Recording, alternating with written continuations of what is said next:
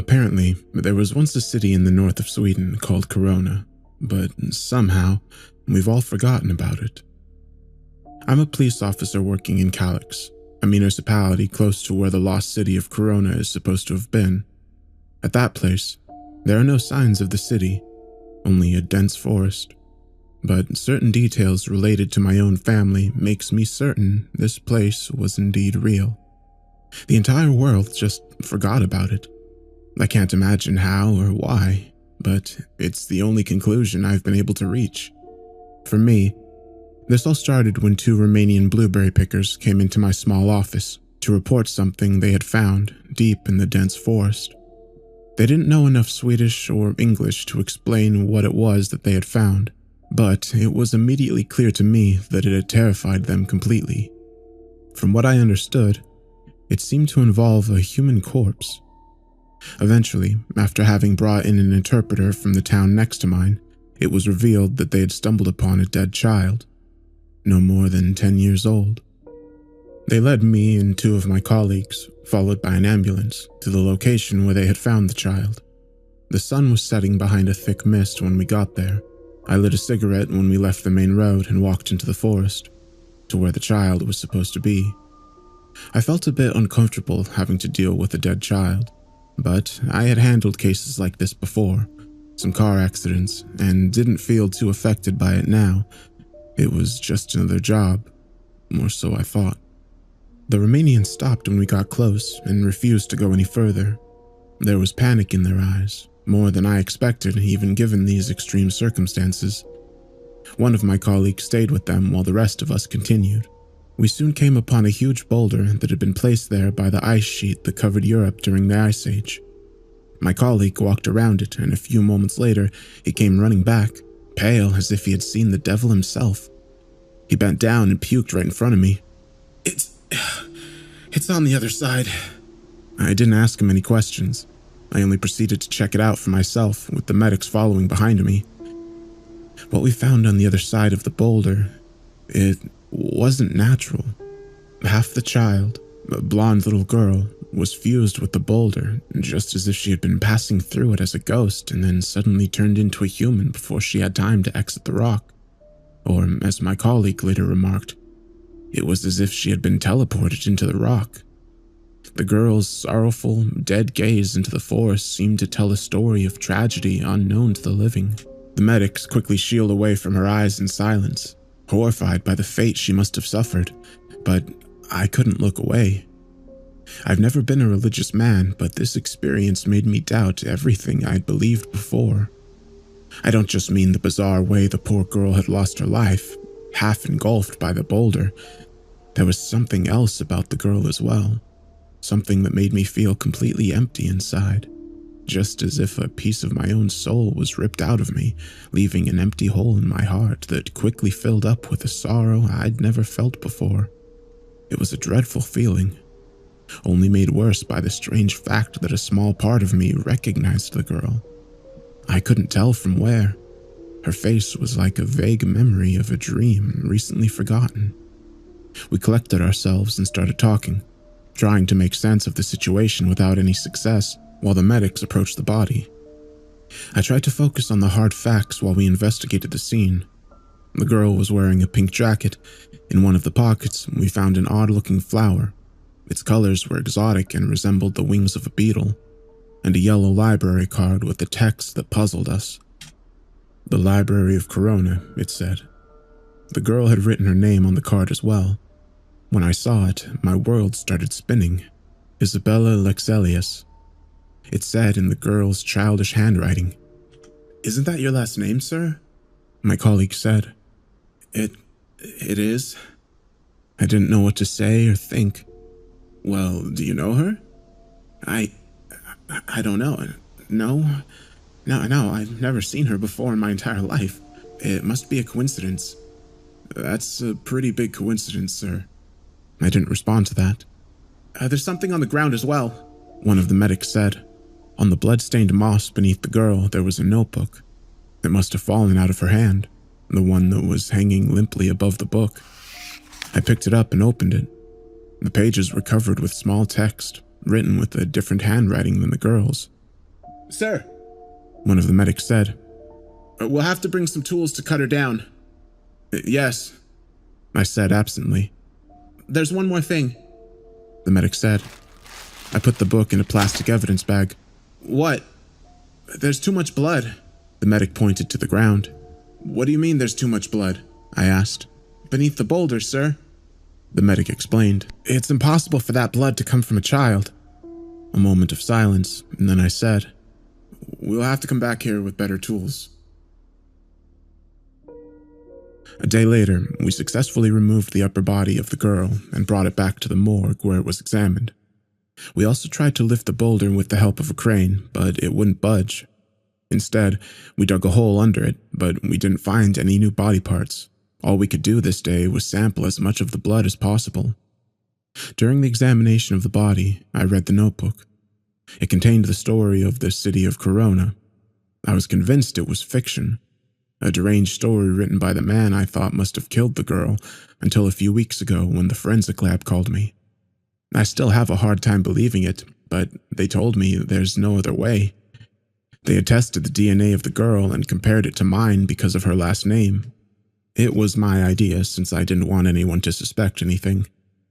We didn't think it would reveal anything, but it did. The 10-or-so-year-old girl, Isabella, was my daughter. I was sure it wasn't possible. 10 years earlier, I lived with my ex-wife. I never cheated on her, and certainly didn't have any children with her. We stayed together for 5 more years, so I would have known if she had had a baby during that time. And yet, there was nothing wrong with the test. Here is the transcript of the notebook. I've typed it out here in hopes that someone will remember the city of Corona or someone who might have lived in it. Please contact me if you have any information. This is what was inside the notebook. 5 years ago, I was a different person. I was younger back then, not just in the ordinary sense, but in spirit too. There was joy in my life, and I had hopes and dreams. That's all gone now. I don't have much time to write this down, but I will try and explain what happened to us, to our entire community, as well as I can. The event, as we have come to call it, occurred on July 9th, 2013. I was only visiting Corona over the day to take my niece, Isabella, to the grand opening of the Red Grove, the city's new amusement park. It was supposed to be the biggest one in Sweden, and Isabella had begged her parents to go to the grand opening, but neither of them had been able to due to work. So they called me and asked me to do it for them. I was their go-to person for when they needed help with Isabella, the only one they trusted. How I wish that hadn't been the case now, considering what happened. We arrived pretty early, a few hours before the opening, so that we wouldn't need to stay in line the whole day to get inside. The weather was amazing. It had rained earlier in the morning, so we had been a bit worried, but when we got to the city, there wasn't a cloud in sight. Isabella couldn't stop talking about how much fun we would have, and it warmed my heart to see her so happy. It took us a bit longer than expected to get to the amusement park, since one of the main streets had been closed off for a military parade. This didn't bother us that much. It rather increased the feeling of celebration in the air. To avoid the parade, we had to take a bus to the city center, the Freya Square, and from there, we had to take the subway to the yellow neutral business cluster, the tallest skyscrapers in Sweden. It was possible for us to walk to the Red Grove from there. There were people everywhere. It turned out that a lot of them had taken a ferry down the river that I didn't know about. This meant we had to stand in line after all. Isabella didn't mind, but I knew she would get hungry soon, and I worried that it would ruin her mood. Luckily, there was a man selling hot dogs from a cart that was pushing down the line. I bought a hot dog and soda for Isabella. Her parents didn't really like it when I bought her junk food, but a day like this, I thought they would understand. The man was also selling red balloons to children. Isabella said she wanted one. I tried to tell her that she would have to carry it around all day, that there would be more balloons inside the amusement park, but she wouldn't listen. Reluctantly, I bought her a balloon as well. At this point, no one knew that their entire lives were about to change in a matter of minutes. Isabella accidentally let go of the balloon. I feared it would make her sad, but it didn't seem to bother her that much. We looked at the balloon as it rose up into the air and drifted away. Soon, it was but a red dot against the vast blue sky. Then suddenly, it vanished. Where did it go? Isabella said. I couldn't explain it. It had just disappeared. I don't know, I said. Maybe it popped. But something, an uneasy feeling I couldn't rationalize, made me doubt that. Then, only a few minutes later, strong winds came from every direction. It carried a smell with it that reminded me of something rotten. Ew, Isabella said as her long hair was blowing in the wind. What's that smell? I held her hand harder. I don't know. People looked around, confused, and their joyful voices became concerned. Something was happening, but no one knew what it was. Sirens echoed in the distance, seemingly coming from the business cluster. Oh my God, a woman said and pointed towards the skyscrapers. The top of the building is gone. It wasn't that easy to see, but she was right. The top of the tallest building was gone as if it had been cut off with a knife. Isabella was too short to see it, but she picked up that something wasn't right on everyone's faces, and she became worried herself. I think we need to get out of here, I said, acting completely on instinct. I don't think it's safe. Isabella teared up. But the opening, aren't we? We'll come back later, sweetheart, I said as I walked away from the crowd with her. One of the ferries were just about to leave. We quickly stepped aboard. A few others joined us, but most of the people stayed behind in hopes that everything would be sorted out. Isabella cried, but she wasn't mad, as the ferry slowly drove away from the riverside promenade. A commotion of some kind erupted among the crowd back on land. I couldn't see what was going on, but suddenly everyone screamed in terror and tried to run towards the water. They were clearly escaping from something, but I couldn't see what it was. All I saw was people stepping on each other while they tried to jump into the river and swim away. It was a horrible sight, and I'm glad Isabella wasn't tall enough to see over the railing. Next, the sirens from the emergency alert system began blasting its eerie sound of imminent catastrophe. Everyone asked questions no one had any answers to. Most people I heard thought we were under attack, either by terrorists or the Russians. I picked up my phone to call my sister, but there was no signal. I tried with Isabella's phone as well, without any luck. I soon discovered that no one had any signal.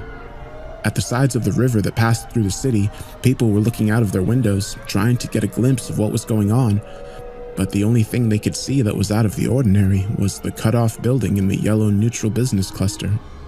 Look, Isabella said and pointed at the sky. I've never seen such a big bird before. An enormous bird-like creature soared high above us. It was pitch black, although it was impossible to say for sure. It seemed to be just as confused about seeing us as we were seeing it. It circled the city center a few times and then flew away again. The sight of the giant bird, or whatever it truly was, turned our anxious confusion into terror. We still didn't know what had happened, but now we knew it didn't have anything to do with terrorists or some foreign power. This was something else. Something impossible to believe and yet at the same time impossible to deny. The ferry led us off a bit further down the river, close to the Fraser Square. People seemed to be in a state of panic, although no one knew what was wrong. Some were packing their cars to escape the city, others were running somewhere, perhaps to their loved ones, but most people clustered around police officers, city workers, or military personnel from the parade to try to get some information. But they only got the same answer over and over again, yelled at them so that it could be heard over the sirens from the emergency alert system, that nothing was known and they needed to return to their homes and listen to the radio for more information. How are we supposed to listen to the radio when the power's out? The voice came from an old woman. Look around, there's no power. She was right. Go home and close your windows and wait for the power to come back, a policeman said. We don't know what's going on, but the safest thing to do is to follow the procedure. He was interrupted by something happening a few meters away. The first person who had tried to leave the city, a man on a loud motorcycle, had come back. I was carrying Isabella, comforting her at the same time as I tried to hear what the man on the bike was trying to tell everyone. I pushed through to get closer to him. He walked to the center of the square and climbed up on the foot of a statue. A few people believed him, but everyone that had seen the creature in the sky had no doubt that he was telling the truth, however impossible it seemed. There's no way out, the man yelled. The main road's cut off at the edge of the city and there's only jungle. I can't explain it. I'm sorry, but it's true. We are surrounded by a dense, thick jungle, and there's no way around it. Then it's true. A policeman whispered to himself next to me. For the love of God, it was all true. I asked him what he meant. First, he didn't want to acknowledge my question, but when he saw my confusion and tears in my niece's innocent eyes, he turned to me and said quietly, "Before we lost contact with the helicopter that was surveying the parade, the pilot said something that simply didn't make sense. He was crashing. Something had cut off his rotor blades, and he said that it all had changed somehow. The view had changed. Before he hit the ground, he yelled that he had seen a jungle to the west and an ocean to the east. More and more rumors came in, and even though it was impossible to tell rumors from facts, they were all telling the same story. The entire world around the city had been replaced in an instant. The city was the same, but the sky above it wasn't. Eventually, the screaming sirens went silent. Cars stopped beeping their horns, and the cacophony of voices died out. An uncanny silence fell over the city. The feeling was beyond unreal. I didn't know what any of this meant. I tried to explain it to my niece, but she was only 5 years old. She couldn't understand. She wanted to go home to her parents, and I didn't know what to tell her. She was tired and needed rest, so I went to the hostel nearby and paid for a room.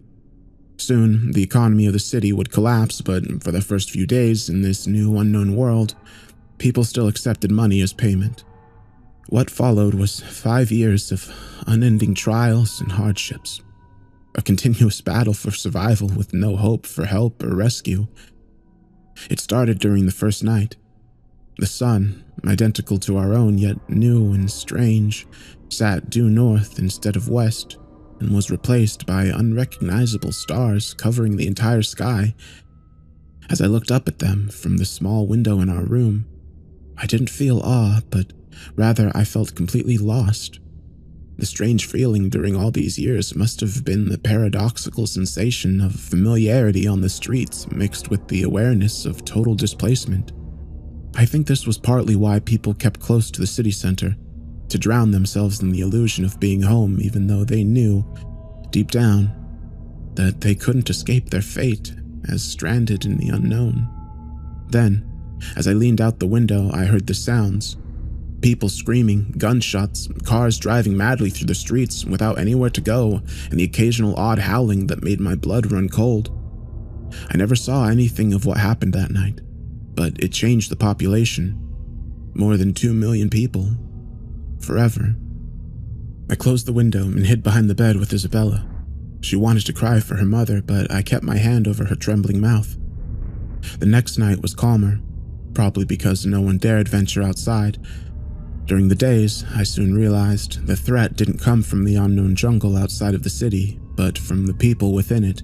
It was impossible to tell how much crime was committed, but given what I saw with my own eyes, looting, robberies, even murders, I figured the rate of crime must have gone up by a lot. However, it wasn't total anarchy. The police and the few military units that had been in the town for the parade kept some vital order to the community. Since ordinary people didn't have guns, the police and the military weren't threatened by the average citizen. A leader stepped forward, the man on the motorcycle, and after a few weeks, everyone seemed to cooperate peacefully. The food that was left in the stores was mostly distributed fairly, and everyone that could work seemed to do it without hesitation, even I. The scientists that had been working at the university at the time of the event couldn't figure out what had happened, but with the help of hundreds of citizens, they managed to build a small nuclear power plant that could return electricity to the city. I mostly helped out with that project. I didn't know anything about nuclear physics, but I did what little I could. It was amazing what we were capable of as a people, and in all my dreadfulness, a feeling of pride grew in my chest. Although, our time in this world wasn't simple. Far from it. Aside from my personal problem with keeping Isabella healthy and safe, which I succeeded with although she never felt safe, there were 3 major problems that kept growing larger for every week. First one was the food and water situation. Some people had managed to grow wheat and potatoes in parks and soccer fields, but it wasn't enough. We were running out of food and water. It did rain from time to time, but very few people felt safe drinking the rainwater. To battle this problem and to find solutions to some other problems as well, expeditions were sent out to explore the jungle. These typically ended the same way. That is, with no one coming back. Only once or twice did someone manage to return to the city, but they weren't themselves anymore. It was as if something in the jungle had captured their souls and let their bodies walk back unscratched. The second problem was nature. It seemed to have spared us the first couple of months, but soon after we got the electricity back, it turned on us. It took a while before I saw it with my own eyes, but seemingly at random, mysterious creatures entered the city. Sometimes they just walked right through it, never to return again. A policewoman, one of the new recruits, told me that she had followed a naked blue child as it solemnly walked into the city and then back out of it again. At other times, indescribable monsters wreaked havoc on the streets, killing as many people as they could before returning to wherever they came from. At one point, and this I actually saw for myself, an enormous centipede, pure white with hundreds of red eyes, suddenly appeared from a manhole. It quickly climbed up against a building as if it knew exactly what it was doing and entered one of the windows on the top floor. Next came the screams from people inside the building. A few escaped, but everyone else inside were ripped to shreds. Only after about 5 minutes did the centipede exit the building from the entrance, its white, segmented body stained with blood, and returned down the manhole. These attacks, as they were called, aroused fear and panic in all of us. Although it didn't happen that often, it happened often enough for everyone to be on edge all the time. The third problem also didn't become noticeable until later. It was the problem of health. There was no pattern to who was affected or not, but some people, probably more than 1%, got sick. It started out like a fever and slowly progressed with nightmarish mutations randomly hitting the body. Most of these mutations made the victims handicapped and disfigured, but sometimes, very rarely, the victims developed properties that were seemingly beneficial to them. The most extreme case of this that I saw was a young girl who grew a third eye in the middle of her forehead. The iris of the new eye glittered with amazing colors, and the girl claimed that she could use the eye to see other people's emotions. At the beginning of the health crisis, the sick people were treated badly, as if they had been monsters from the jungle. This treatment only got worse when it was revealed that the creatures from outside never attacked the sick. At one point, a mob gathered at Fraser Square, set on chasing the sick people out of the city. Luckily, this was stopped by the military.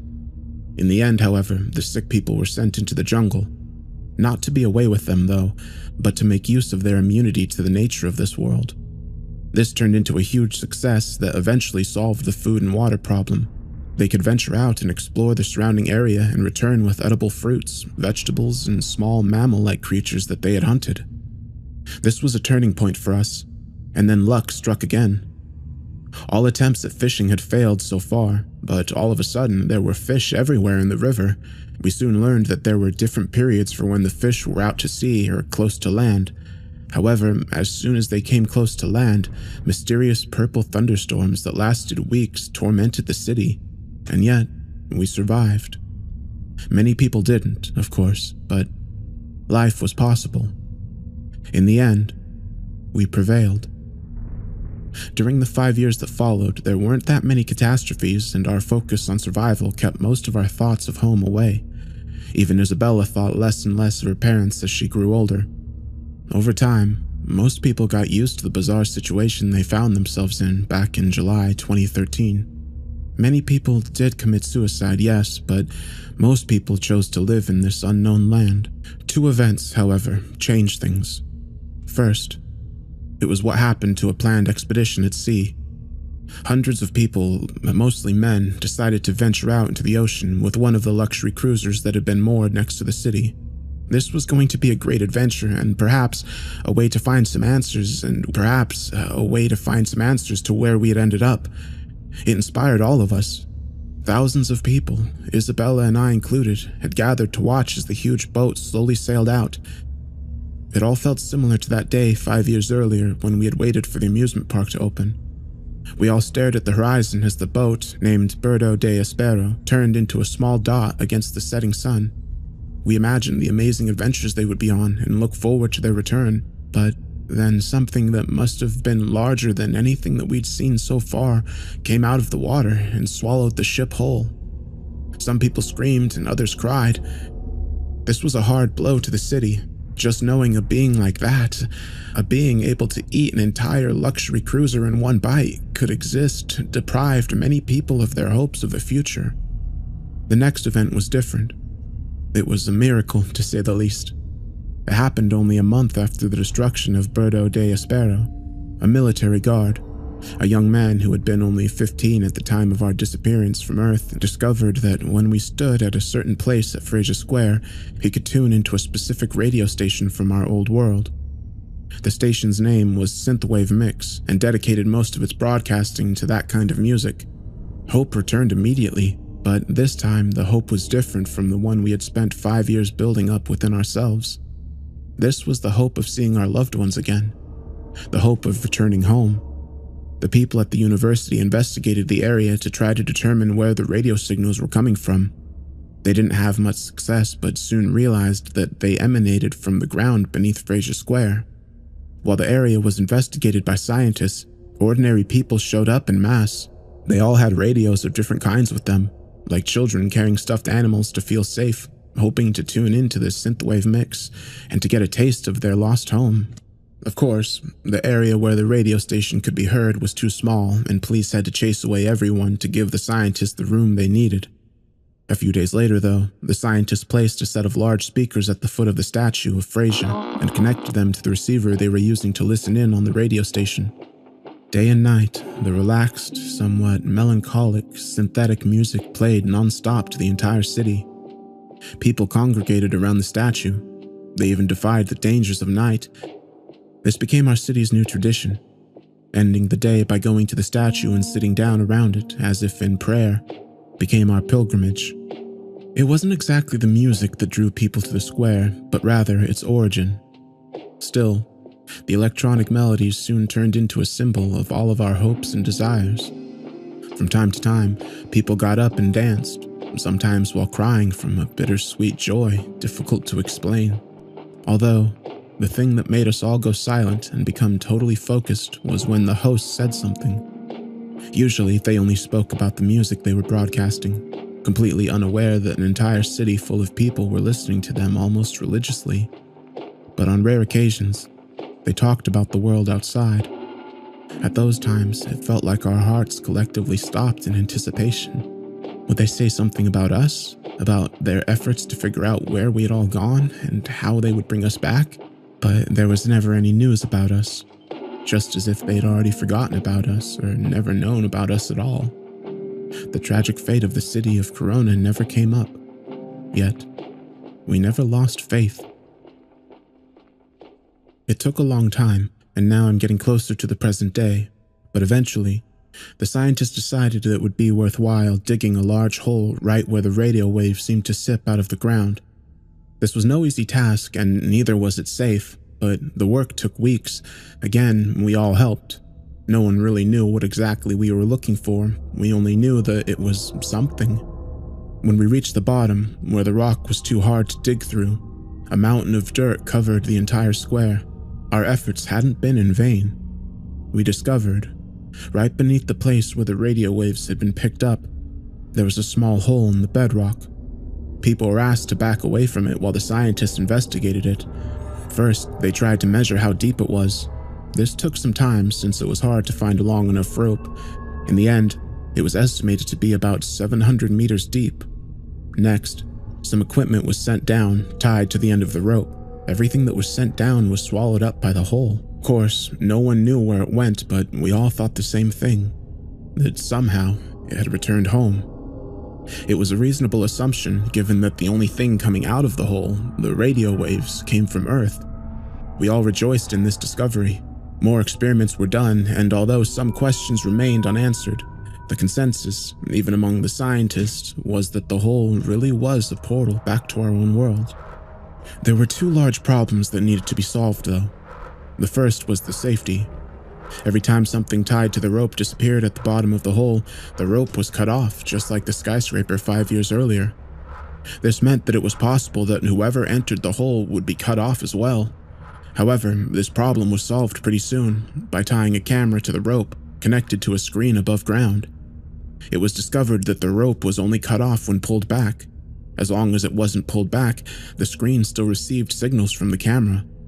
The camera never recorded anything other than darkness on what was assumed to be the other side, but since it continued to work until the rope was pulled back, it didn't seem to be such a big problem. After all, some technical issues were expected under the circumstances. The second problem was that the hole was too small for anyone to fit into. Many attempts were made to widen the hole, but the bedrock seemed to be made out of stronger material than any of our machines could tear into.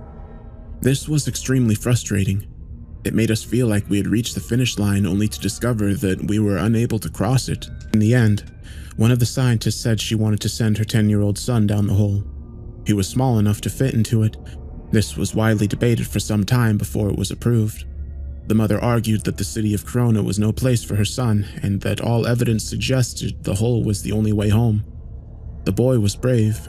He knew he would probably never see his poor mother again, but still went through it. He was given a walkie-talkie, and after a tear-filled goodbye to his mother, he was sent down the 700 meters deep, pitch-black hole. He was instructed to radio in after he reached the other side, confirming he was safe. After the rope was pulled back, the mother waited and waited for her son to report. However, he never did. For weeks, the mother sat at the edge of the hole, under merciless heat and under pouring rain, calling her son over and over again with her walkie-talkie. No one knew what, if anything, had gone wrong, since no other radio waves had been picked up other than the synthwave mix. It was possible that other radio waves simply couldn't enter into our world for some reason. Still, the authority deemed the hole too unsafe for anyone else to enter. This didn't change people's minds, though. The hole represented the only true hope we had felt in years, and given all of the terrible things in our world that could destroy us at any moment, as easily as it is for us to blow out a candle, the small risk of going through the hole seemed to be more than acceptable. The hole was guarded by the police, but most of the police shared the city's collective opinion that the hole was the only way out. Not for any of the adults, but for our children. And now I'm sitting here, in the room I paid for 5 years ago, writing this down. During the last few weeks, many parents have been sending their children down the hole at night. This world is truly no place for them. Although they could survive, they deserve better. Hence, like many others, I've decided to send Isabella home. When I told her about it, she looked at me with happiness in her eyes I hadn't seen since we were transported to this dreadful, God-forsaken world. I've been writing this all day now. It's a testimony to what happened to Corona. I will give this notebook to Isabella. I'm sure that she will be able to give it to her father. Somehow, I know it in my heart that she will find her way home to her parents. Soon it will be dark, and I will bring Isabella to Fraser Square one last time. I'm sorry it took so long.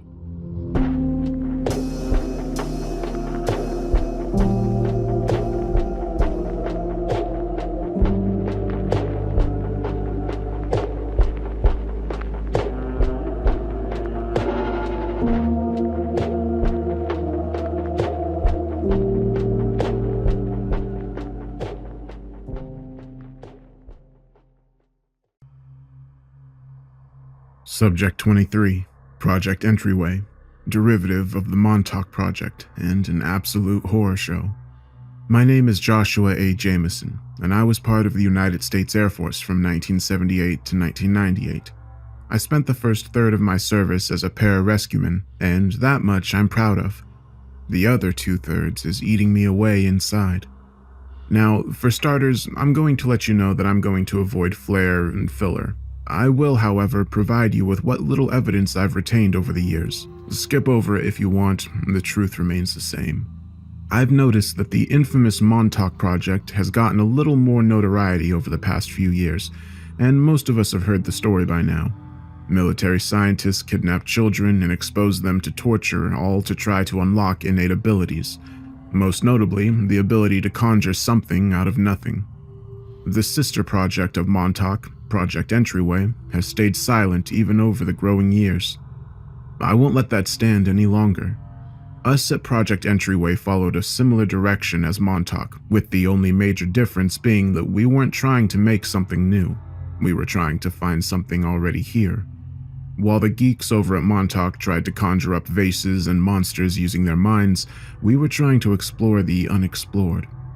I can't tell you how the scientists got involved, mostly just folks from Brookhaven Laboratory, I'd guess. But I joined when I heard about a long-term joint forces mission needing volunteers to form medical and security details. Well, as a pararescueman, I had both, so I applied to the job's posting and submitted my resume and hoped for the best. I got the job. Soon enough, I was being flown down to New York with 3 other security guys, being ushered down to Camp Hero. At this time, no one really knew about Montauk. The internet was in its baby phase, and fear from the Cold War left the information, what was available, double encrypted and ciphered. As far as we were aware, Camp Hero was just another radio site.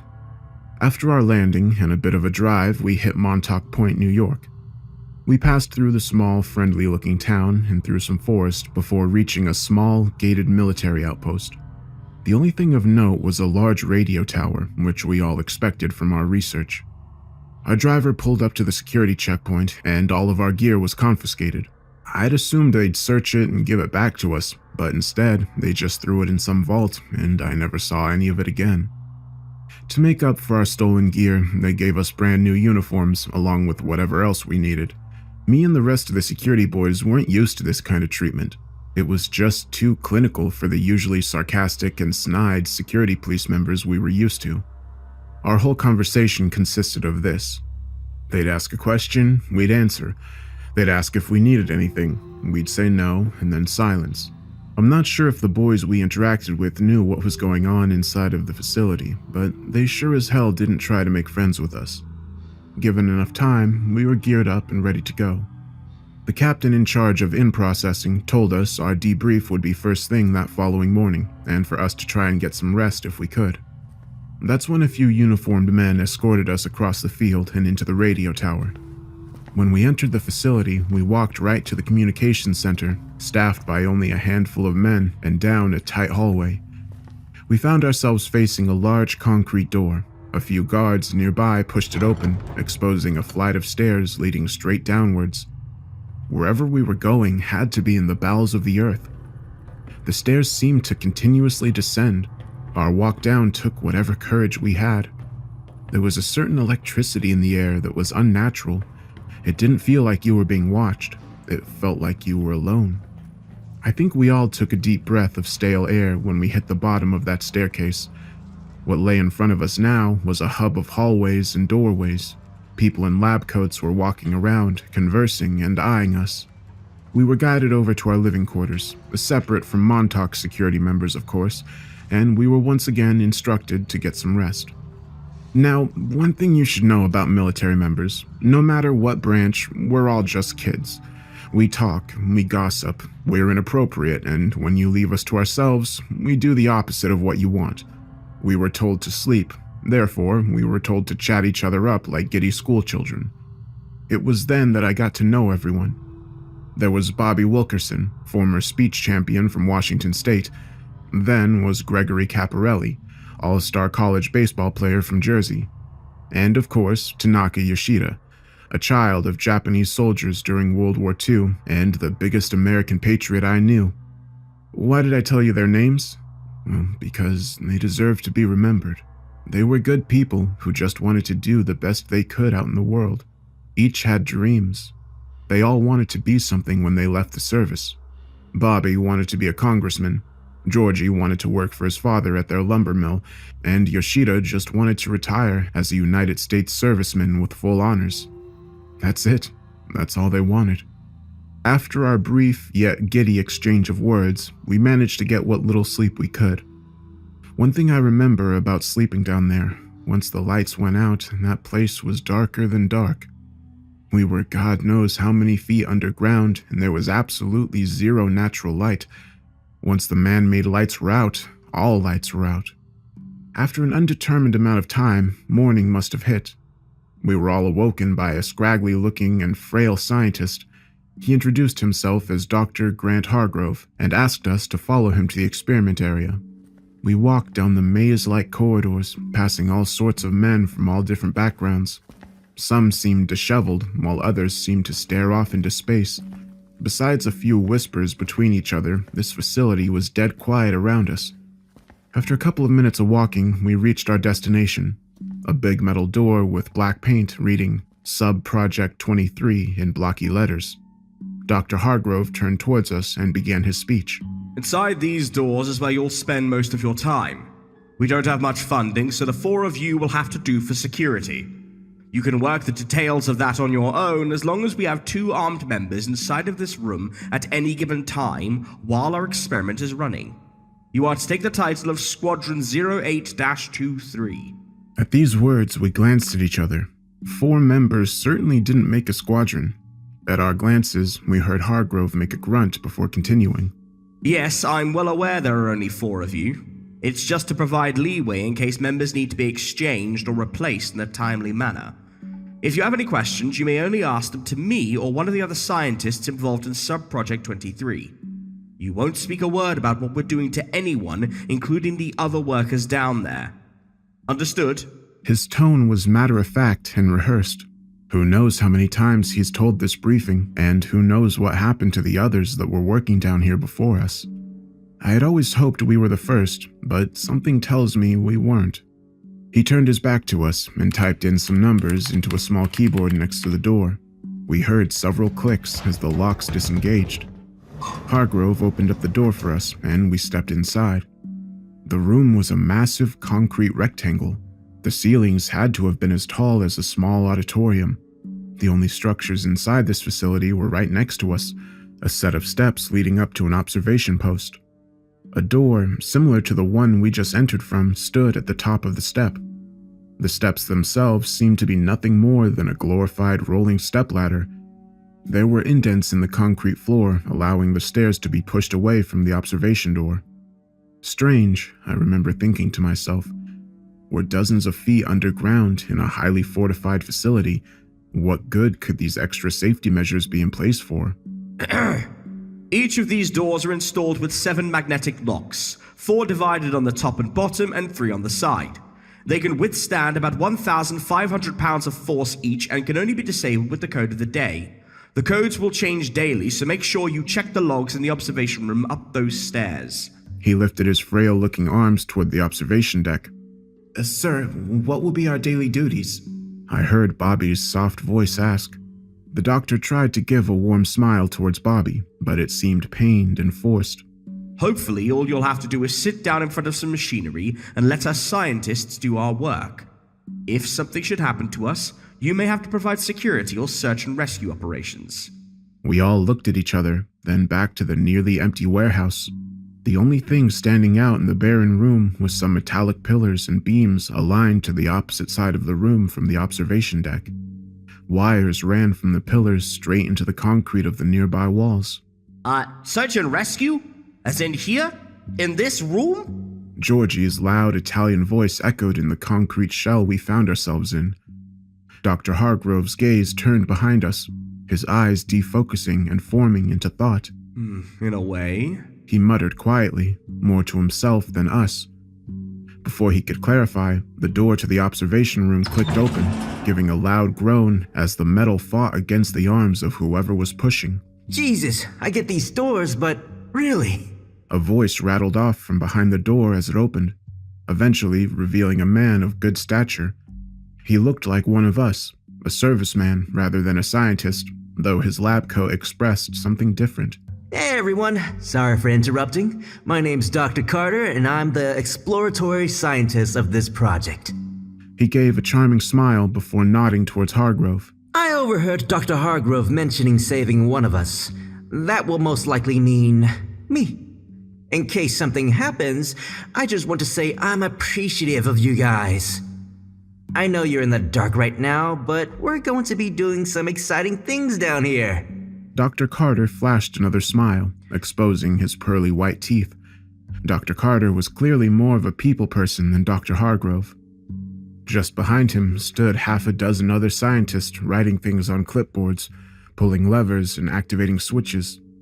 It was such a large room, yet the only space that seemed to be in use was the observation room. I could feel my hair stand up as a feeling of apprehension came over me. Something was off here. I was just a normal kid for the time we were in. I never much watched science fiction movies or shows. I never believed in the boogeyman, and I believed wireless phones were the work of the devil. What I was seeing made me double think all of that. Well, except maybe for the devil part. So, Dr. Hargrove, if you wouldn't mind stepping up here and taking control, I'm going to introduce these guys to Project Entryway. Dr. Carter eagerly headed down the metal stairs, skipping a few steps here and there. Oh, you guys are going to love this. He waved his arms at us, beckoning for us to follow. Dr. Carter took us nearly all the way to the other side of the facility before stopping and turning around. I saw his eyes meet Hargrove's in the operations center. Carter lifted his hand and gave a thumbs up to Hargrove. You guys might want to close your eyes and open them when I tell you to. Most people faint after seeing this their first time. Brains can't process it much, but exposure helps. I saw Georgie cover his eyes with his hands and turn around, heeding the doctor's advice. Oh, forget this, Georgie muttered under his breath while shaking his head. Bobby, Yoshi, and myself all decided to keep our eyes on the empty concrete wall in front of us. Within just a few moments, we heard the whirling mechanical sounds of machinery coming to life from the metallic pillars jutting out of the floor. Before we knew it, something appeared in front of us, or rather, stopped appearing. The back wall completely disappeared into a thick and syrupy black shadow. It seemed to give out a pulse that made our bodies react in the worst way. It felt like whatever this thing, this shadow was, had the power to radiate the symptoms of vertigo. Each pulse sent a wave through our brains that told us to look away. I saw Yoshi and Bobby both fall to their knees beside me. Bobby had buried his head into his lap and covered his ears, trying to stop the pulsing from getting into his mind. Based on how he was acting, I don't think it helped. This wall is now a door, gentlemen. A gateway to another plane of existence. If you haven't already viewed it, then please look. Georgie uncovered his face and turned around. Immediately, his face turned a pale and sickly color. We've ran test after test to get this right. We brought you in because we're finally ready to send a person through. That'd be me. Dr. Carter stood in front of us with a wide grin on his childish face. His back was towards the pulsating black void behind him. I couldn't help it anymore. I threw up. We all exited our meeting that day without a word between us. We received our mission statements and were told the testing would begin next afternoon after a morning of calibrations. We had off until then. It wasn't until we entered the mess hall that one of us spoke up. What the fuck did we sign up for? Georgie mumbled angrily to his food. I don't know, man, but just stay positive. Maybe it's not as strange as we think it is. Bobby replied, trying to reassure our little group. Not as strange. A fucking wall disappeared. Fucking gone. And what took its place? A goddamned... Yoshi cut him off as his voice was starting to rise in anger. Remember what they said. No talking about it unless we're in that room. Georgie listened to Yoshi and quieted himself down, shaking his head in disbelief. I had nothing to add to the topic. I still felt sick and my head wouldn't stop pounding. I dreaded the morning. Sadly, as much as you dread something, it doesn't stop it from coming. We were woken up a little later than usual as the science crew did their calculating. It didn't help much. I think we were all still shaken up about what we saw the day prior. In light of that, we all agreed that each of us would sit in to see what was going to happen that morning. We grabbed our weapons from the armory and headed to the project room. Once inside, we saw nearly 3 times the previous staff walking back and forth. They must have had the whole project's science division prepared for what was about to happen. We took some seats near the observation room staircase and watched the men work from afar. Amidst all the lab coats running back and forth, we saw a man who looked like he came straight from the moon. He had heavily padded and sealed-off clothing with a wide visor. There was no other way to describe him. He looked like an astronaut. The rest of the crew did function tests on his gear, checking the pressure levels and making sure he could see properly through the visor. A few lab techs dragged out a large piece of machinery with a large bundle of wires and tubes attached. They hooked up a large tube to the man using a fist-size opening at the small of his back. At this point, I could safely assume that the individual inside the suit was Dr. Carter. I didn't envy him for what he was about to do. I did, however, notice the 4 other suits similar to his stacked up on some crates near the far side of the wall. I knew those would be ours if something happened to the doctor. All the prep work took upwards of an hour. They were trying to make everything as suitable as possible for what they were trying to do. Soon enough, the scientists backed away from Dr. Carter and joined us on the opposite side of the room. Their expressions ranged from giddy to frightened. I don't know what tests they ran before this, but no one seemed to know what to expect. I heard an exchange between the scientists while we were waiting for the next step. It's a 10-minute trial, right? No exploration today, just making sure the device works. I saw the other gentleman nod his head. The room fell silent as Dr. Carter turned around and faced the operation room. He gave the thumbs-up signal and turned to face the far wall. Everyone watched intently as the machines whirred to life, casting away the matter that made up the wall and exposing the void underneath. Over the intercoms in the room, we heard Dr. Carter's voice. Testing! Testing! Can you hear me? That's affirmed, Dr. Carter. We are good to go with the test run. Dr. Hargrove's emotionless voice rang out over the loudspeakers. He walked towards the void until his face was inches from it. Should I say something important or memorable? Carter's voice jokingly said over the speakers. You could hear the fear he was trying so hard to cover up. It'll be okay, Carter. We have security standing by. Hargrove's voice responded. I felt my body tense up, realizing that he was referring to us. Well, how about our mission motto then? Damnant quod non intelligent. Hopefully saying that is true and we have nothing to fear. He gave a slight chuckle to himself before quickly stepping into the void. The instant he disappeared from our view, the loudspeakers exploded with sound. High-pitched screeching poured over us, sending some lab technicians to the ground, covering their ears. My team and I stood up in reflex, aiming our rifles down the portal. Just then, the sound abruptly stopped, and a figure emerged from the inky blackness. The thing was big, with a single large eye reflecting the room like a predator in the night. I could feel the tip of my finger tighten around the trigger before I realized what it was. It was Dr. Carter. Less than 1 second after stepping through the portal, he emerged back. Hold! One friendly stepping out! I called out to my team, each lowering their rifles at my words. Oh, thank God! I thought something happened to all of you. Carter called over the intercoms. I talked for 10 minutes straight and got no response. The technicians all ran to help Dr. Carter take off his suit and take vitals. There was an odd red powder all over his uniform. They tossed each article of gear he had into hefty plastic bags and tossed them aside. His brow was drenched with sweat, and he was breathing heavily. We need lighter suits, he said while gasping for air.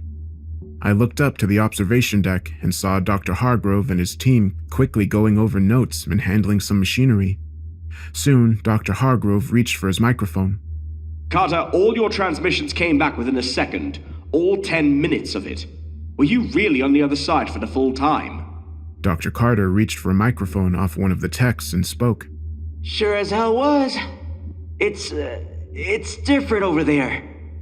I counted my time and came back when I hit 10 minutes in. I guess we didn't factor in possible time discrepancies. It's going to make things harder for communications. Hargrove and his team upstairs talked for a few minutes before returning to the microphone. Communications are going to have to be one way then. We'll be able to slow down your voice, but you can't speed ours up before it gets to you. Next test we'll try the one-way system. But give us a report on what you saw. Carter arched his back, trying to crack his fatigued bones while doctors took his blood. We definitely found a new place. I didn't explore very far, but I did note that I saw what looked like a city skyline not too far ahead. Maybe an hour's walk or two. The gear had the same weight as well, so no distribution of gravity. As Carter was recalling what he experienced, Dr. Hargrove rapidly took notes. Also, I heard, I don't know how else to phrase it, moans? Off near the cityscape. Hundreds of beings, maybe. I couldn't tell if they were in pain or not, but it definitely was some sort of moaning or screaming. I can't be sure, but I think I might have also seen some things walking around. Explain. Well, they were far at first, human-shaped.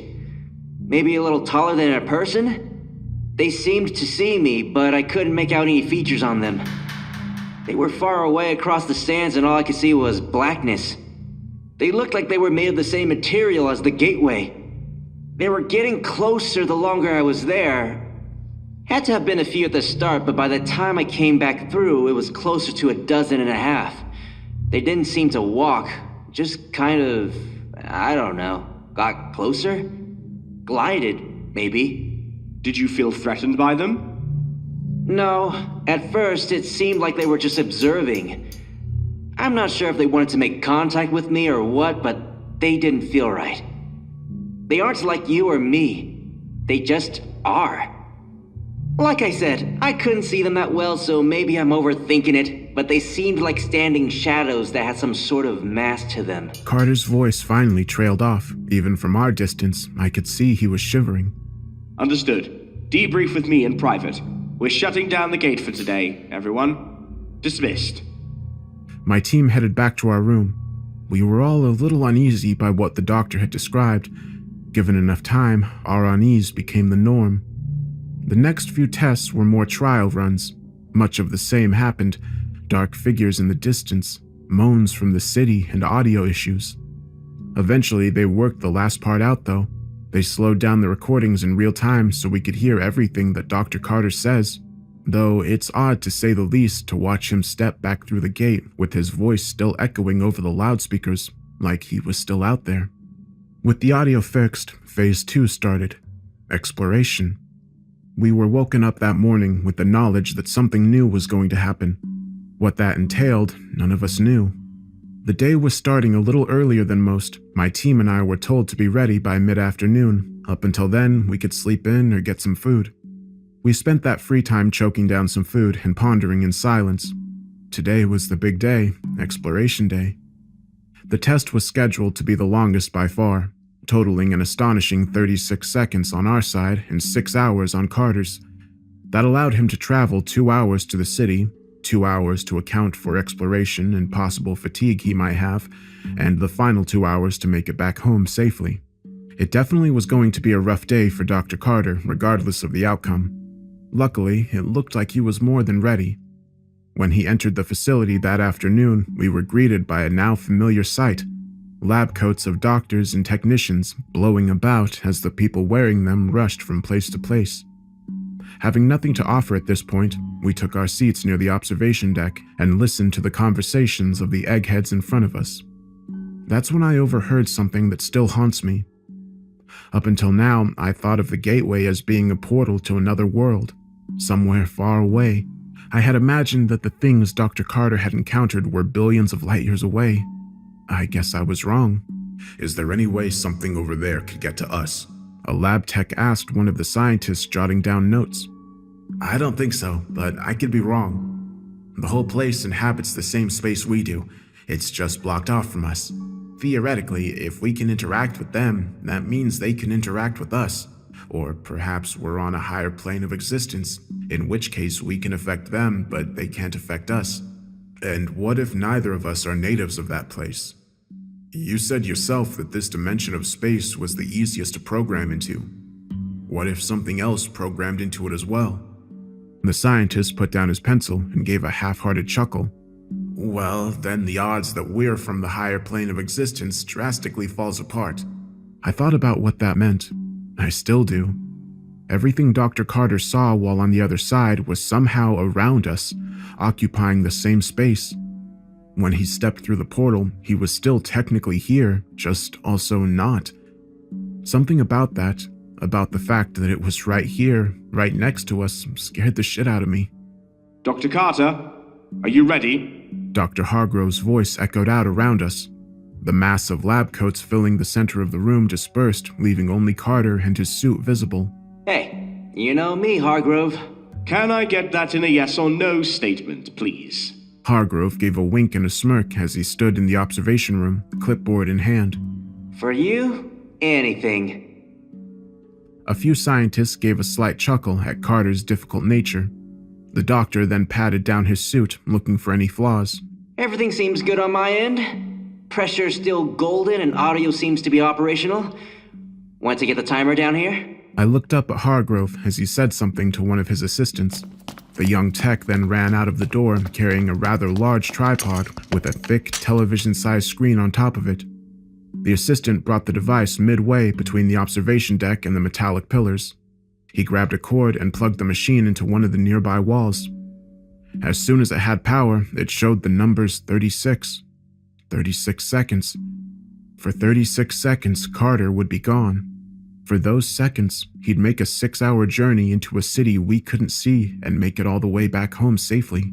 Well, are we good to go? Carter asked while looking up at the observation deck.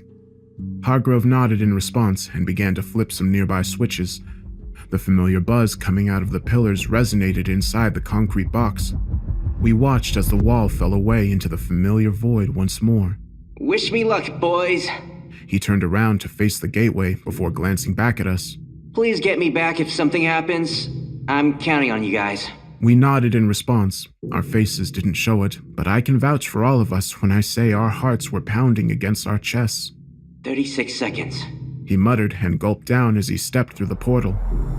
Hargrove's assistant hit the button on the counter, and the half-a-minute wait started.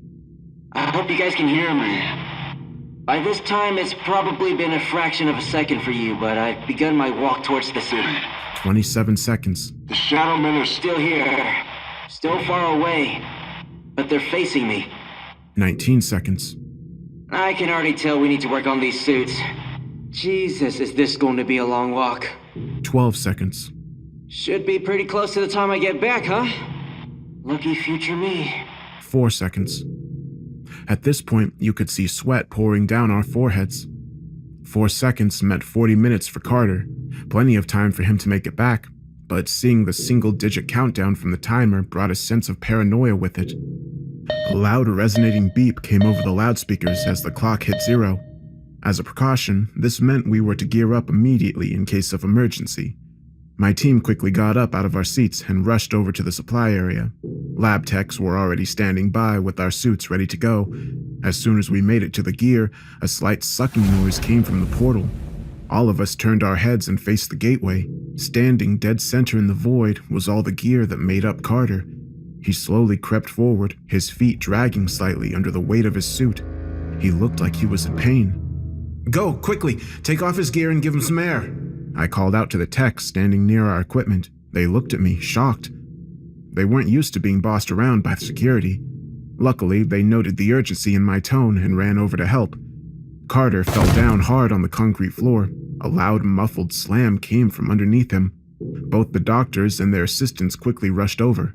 Me and the rest of the guys traded glances. I had some medical experience, but nothing like the doctors around us.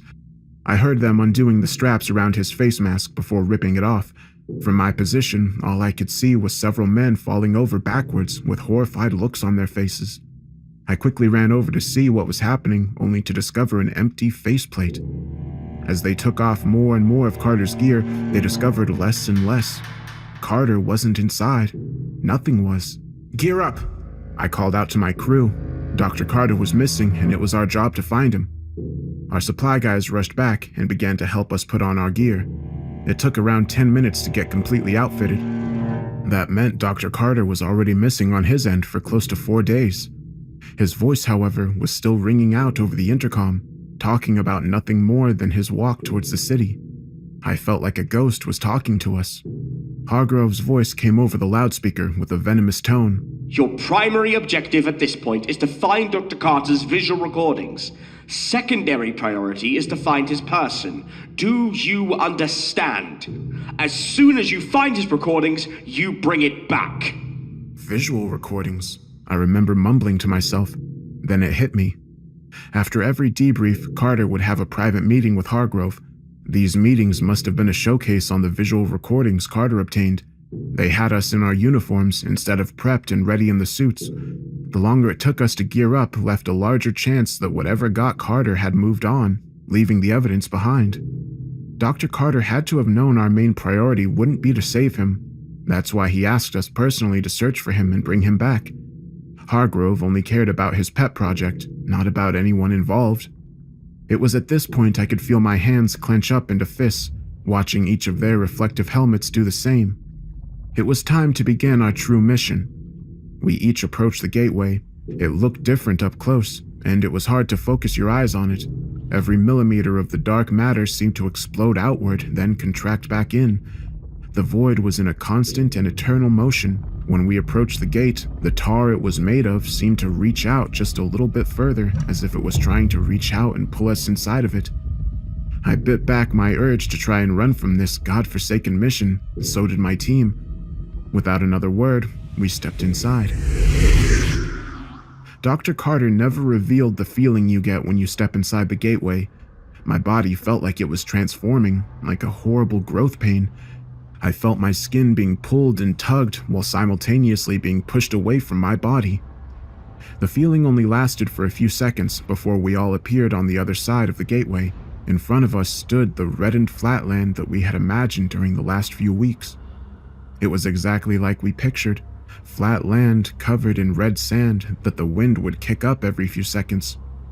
I glanced around and saw the massive portal behind us. It looked the same on this end that it did on the other, a pulsating, incomprehensible mess. Hey, you hear that? Georgie called out to us. I listened closely and heard what he was talking about. Moans and bellows coming from a very long ways away. That must have been the sound Dr. Carter was talking about. It doesn't sound right. Bobby chimed in. He was right.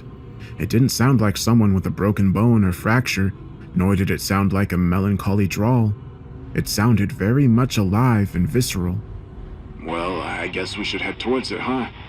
I think I can see the skyline coming from that direction. I peered through the sand gusts and looked closely. Very vaguely, I could see what looked like massive towers jutting out of the ground, spiraling up towards the reddening sky.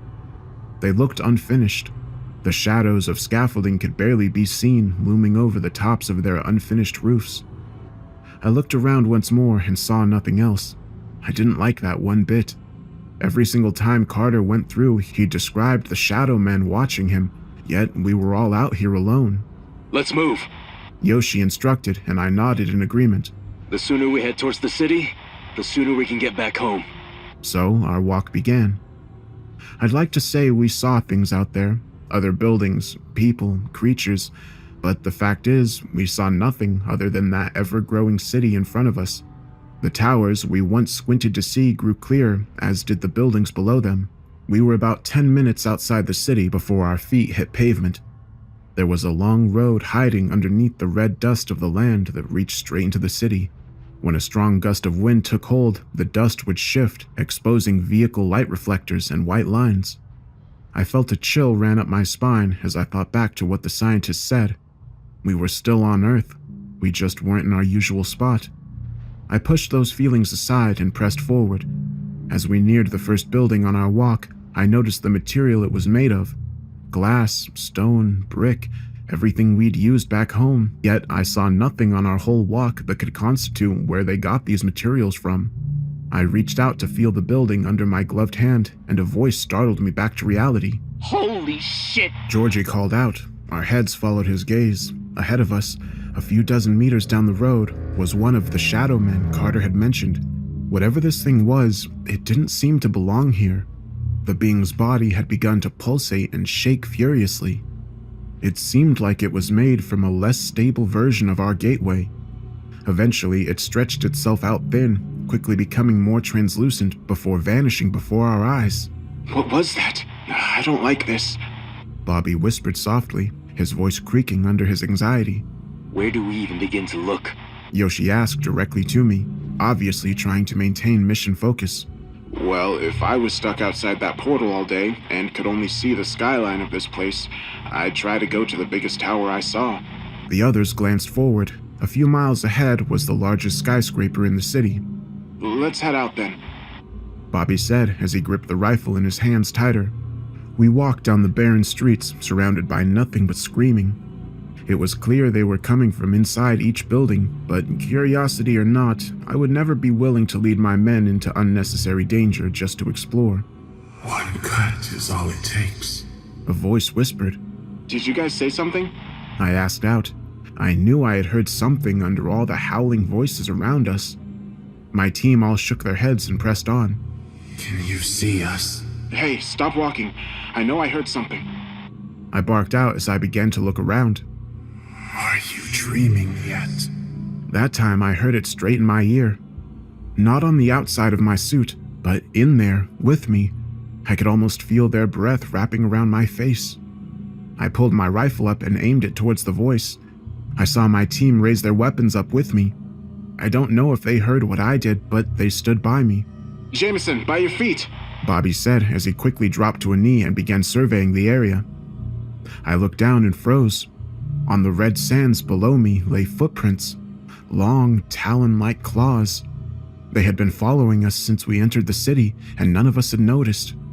What made things worse is they were facing towards me, circling my body every step of the way. I felt my body begin to grow weak. I heard a shot ring out from Georgie. I looked over and saw the barrel of his rifle aiming towards the glass window nearby. There's something in there. I saw it. I don't know what it is, but it's in there. The fear in his voice spiked. I could see by the way his feet kept shifting he was fighting back the urge to run. My mind started buzzing at this point. I started losing touch with reality. My mind fluttered in and out. I saw things I shouldn't have seen. Children playing in the middle of the street, their faces peeling away by an unseen force. People jumping off buildings only to crawl back inside of them with their broken bones and large piles of squirming bodies viciously ripping into each other's flesh. What set me off most, though, were their faces. They had a look of ecstasy to them. The more pain they received, the more pleasure they displayed. My eyes gave in, and I let the blackness take over. I woke under bright artificial lights. There was a bubble of plastic around me, and my body felt broken. I glanced around and saw people dressed in hazmat suits. They were eyeing me with their clipboards. Joshua A. Jameson regained consciousness in 1704 on the 27th of August, 1984. Muscle spasms have lessened with the introduction of morphine. His eyes show movement and dilation to light. Brain function seems to have returned. I wanted to speak out, but found a lump in my throat I couldn't swallow. I let my eyes travel to the blockage and saw a large tube going through my esophagus. Even with the medications they were giving me, I couldn't let my mind escape from this place. I felt the adrenaline rush through my veins, keeping me awake. Even so, my body remained still. At this point, I began to wonder if I was paralyzed. Joshua? I heard a familiar voice call out. This is Dr. Hargrove. You and your team were gone for 1 minute and 58 seconds on our end. We managed to reel you in using your life support tubing. Do you remember anything? Hargrove put on his best sympathetic voice while hiding behind his hazmat mask. I began to feel my vision start to vibrate once more. I could see Hargrove look down at me with disgust before signaling to a nurse to give me more medication. Before I knew it, I was out once more. The next time I woke up, my body responded to my commands. I still felt pain, but it was manageable. This time, I was strapped down to a chair in Dr. Hargrove's office. Glad to see you awake again, Jameson. Sorry about our previous meeting. I was just a little overzealous for answers. We're confident your condition has improved since then. So tell me, do you remember what happened? I struggled to talk, but I felt a stabbing pain in my neck. The hole they cut into my throat was still healing. No, please don't explain. I'd just like simple replies, as in yes or no. Raise your fingers on your right hand if yes, and your left if no. Understood? I struggled to raise the fingers on my right hand. I felt them crackle and pop under my skin. They felt unused and weak. All right, Joshua. So back to my first question. Do you... I cut him off and raised the fingers on my left hand. Okay, I'll keep note of that. Do you know what happened to your team? I raised my fingers on my left side again. Thank you, Joshua. I want to see if it's possible to kick your memory back into action. We have the video recording of what happened out there. I'm going to show it to you, and if by the end of it you remember anything, just let me know. Hargrove gave a thin-lipped smile before walking over to a television set. He produced a rather large DVD and put it into a video player. I know to most of you this doesn't seem like a big deal, but this was the 80s. DVDs didn't officially exist at this point. While you were asleep, we went ahead and cut out most of the footage that we deemed not necessary. So let's begin where you entered the city and where you lost consciousness. The doctor hit the play button and the video started. Immediately, I heard my own voice. Did you guys say something? My voice called out to my squad. As I watched the recording, I noted my movements were more rapid than I remembered. I jumped from one thing to the next in a fraction of a second. Eventually, I looked back to my partners and they shook their heads in response. I began to walk a few more feet before stopping again and crying out at my group. Hey, stop walking. I know I heard something. I saw the camera jump as I lurched myself forward, raising my weapon close to eye level. The video quickly shifts back and forth between me looking at the rooftops and the nearby buildings. I mouthed the next words spoken by Bobby. Jameson, by your feet! The video aimed toward the red sands at my feet. The talon marks still showed up on the video, which brought a faint feeling of relief to me as I continued watching. A loud bang knocked that relief away as Georgie fired off his round. I looked at him as he pointed his rifle towards the glass windows nearby. I looked closely at the footage and swear the shadow inside that building was moving. And by shadow, I mean every damn inch of it. A hulking mass of void blocked out any light from reaching inside. At this point, the camera begins to wobble back and forth as my feet began to lose any sense of sturdiness beneath them. I collapse down to one knee and start to breathe in and out heavily. Jameson, are you alright? Yoshi asked, reaching over to me. I looked up at him and nodded. From here on out, I don't remember a thing. Yeah, I'm fine. Let's keep going. The voice was definitely me, but I most certainly had no recollection of it. From their footage sped up, the only sounds that came through were my loud, labored breathing. Every once in a while, my vision would aim towards the sand, exposing more strange footprints. Some just seemed to appear around me. Eventually, my team and I found ourselves standing near the entrance to the skyscraper. You ready to head in, guys? Bobby asked as he tilted his head upward at the top of the high-rise. Let's just get in and get out. If he's not in there, I say we call it quits for the day. Georgie replied. In the footage, I began laughing before shaking my head. I felt a growing tension rising in my body. I might not remember much, but I knew something was about to happen. What about these? I said as I pointed down to our life support cables. Dr. Hargrove said we have about an hour without them, in which we can move around and explore. I looked at Yoshi and saw the reflection of my face in his visor. I was grinning. Alright, we'll take him off and head up. Georgie said as he loosened his tube. The others followed suit. The camera panned down and showed me undoing the cables on my back. There was something wrong. Right near the small of my back was a tear in the fabric. I had been completely compromised. After we undid our tethers, we entered the building. It seemed simple enough. It was just a dark lobby with a place for a secretary and a large lounge room. We moved past the desk before reaching stairs leading upwards. There's no way we can walk to the top with all of our gear on. Not under an hour, at least. I said to the group. Maybe there's another way. We walked back near the entrance before spotting two small elevators. There's no way in hell those are gonna work. Georgie said as he walked towards them.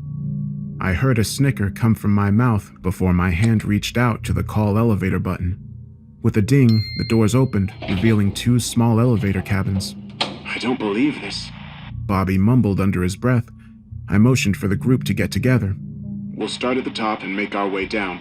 If the doctor isn't there, we might be able to see him through the top windows. It also looks like we're going to have to split off for a bit. Bobby and Georgie, you take the elevator to the right. Me and Yoshi on the left. We'll meet on the top floor. The crew nodded, their faces showing nothing but trust in my leadership. Please, stop this, Hargrove, I squeaked out, pain filling my throat. No more, please. Hargrove looked over at me with false pity on his face. Are you remembering, Joshua? I wanted to say no, but things were starting to come back. Meanwhile, the footage kept rolling. Bobby and Georgie squeezed into the elevator next to ours, while Yoshi squeezed in with me. I heard the elevator next to us click shut, but my gaze turned over to Yoshi. Are we going, Jameson? He asked me. There was confusion in his eyes. Once again, I saw my face in his visor. I had an animalistic grin taking over my features. I reached for my rifle as Yoshi pressed himself against the elevator walls. With one swing, I struck him in the face with the butt of my rifle. breaking the pressurized glass shielding and impaling shards through his skull. He crumpled down at my feet, clearly unconscious but not dead. I stared down at his collapsed form and swung my rifle around. I prayed that I'd just shoot him and that would be it, but I knew better. I took my rifle and began jamming the barrel repeatedly through Yoshi's face, each thrust causing me to grunt and yell as if this was somehow Yoshi's fault. Once I was confident in my handiwork, I lifted the barrel of my gun to my face and gave a labored and hefty laugh as his flesh dripped down the metal of the rifle. Soon after, I dragged his body out into the lobby, pulling a chunk of reinforced glass out of the hamburger meat that made up his head. I then walked out to the life support tethers and began to cut each one apart. How I managed that feat leaves my mind boggled. They had hundreds of pounds worth of strength applied to them. Even a gorilla wouldn't be able to cut them into shreds like I had been able to.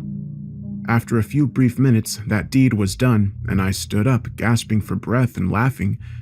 The only cable left untouched was mine. I turned back towards the lobby and entered the bloody elevator. I pressed the button to the second to the last floor. As soon as I arrived, I launched my rifle through the elevator controls and began walking towards the staircase. As I got closer, through the static, I could hear Georgie calling out for Yoshi and me. Hey, you guys alright? We saw the elevator stop a floor too early. Yeah, I don't like this. I said back to him. We could use an extra weapon down here. Have Bobby provide cover at the top of the stairs and come down here and meet with us. Roger that. Georgie said. I felt my stomach lurch. I begged Hargrove to stop the video, but he refused. I heard Georgie's footsteps quickly descend the staircase. I positioned myself behind the entryway so as to not be seen. Georgie walked right by me and never had a chance to defend himself. The shard of glass I used to cut the tethers found itself in the back of Georgie's spine. He collapsed hard against the floor and struggled to breathe. I took the glass from his back before gripping his rifle. I positioned the top of the barrel against the small wound affixed to his spine and pressed down. I could hear the sound of Georgie's spine being crushed under the metal. His body began to spasm the more force I applied. Eventually, the rifle hit a spot with no resistance and pressed down straight through his sternum and into the floor. He stopped moving. One more. One more. One more. One more. I kept moaning to myself in the recording. I felt disgusted. It sounded as though pure ecstasy was washing over me. I walked towards the staircase and began sprinting up them. Bobby turned to face me and saw the blood on my suit. He immediately raised his weapon and took a shot. I landed flat on my back and began laughing with lustful energy. I lifted my head up and began to fondle the bullet hole in my chest. Come on, Bobby. At least make sure you kill me. I slid up to my knees and heard the popping noises of rounds going off.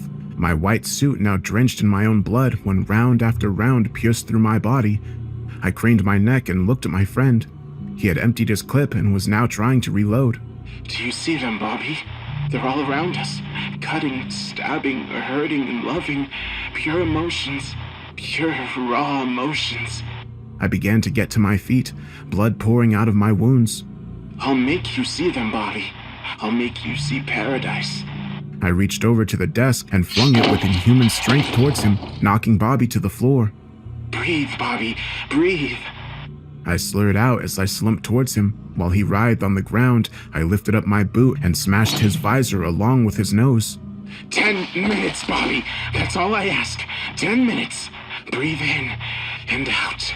Bobby lay nearly comatose near my feet, but I could see his suit rise and fall with his breath. Once more, the film speeds up. It shows me staring at Bobby and swaying back and forth. After about 10 minutes, Bobby's eyes open with a certain feral fear to them. Shh, just look, Bobby. I grabbed his suit and dragged it towards the window, breaking it down with my fists. Glass fell against my suit, ripping it open along with me. Do you see them? A city full of people getting the most pleasure any of us could ever imagine. Forget God, forget the devil. This is true paradise. My hands reached out and lifted Bobby towards the window. His eyes widened as he saw things we couldn't see on camera. Come on, Bobby, it's time. I struggled out a laugh as my arm shoved Bobby out of the window and let go. A few seconds passed before a loud thud echoed over the empty city. My turn now. Then your turn, Hargrove. I choked out another laugh before launching off the skyrise and hitting the ground. That's where the footage stops. I stared at the black screen for a while, with tears running down my face.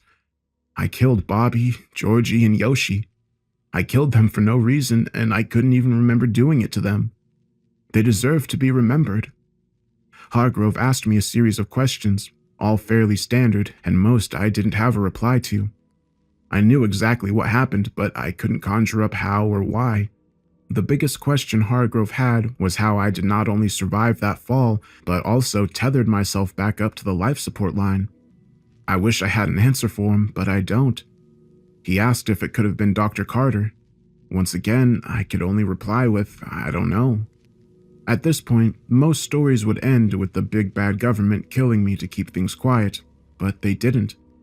They gave me a cushy job dealing with paperwork. They listed my injuries as standard wartime trauma. I was paralyzed from the waist down from the fall. Every time I look down at my wheelchair, I remember them. The only reason they keep me alive is so I can be observed daily for any side effects of my trip. I heard Camp Hero was eventually shut down. Some people say some kid conjured up a monster back in time or something. I don't know. It wasn't my job to know. I do believe, however, our experiment put the nail in the coffin for that place, though I have no idea what happened after I left. I'd imagine Dr. Hargrove gave his speech at the doorway labeled Subproject 23 to a group of new guards that never heard about my team and I. And once Hargrove opens the door for them, they're greeted by a new Dr. Carter, who's bright-eyed and ready to explore.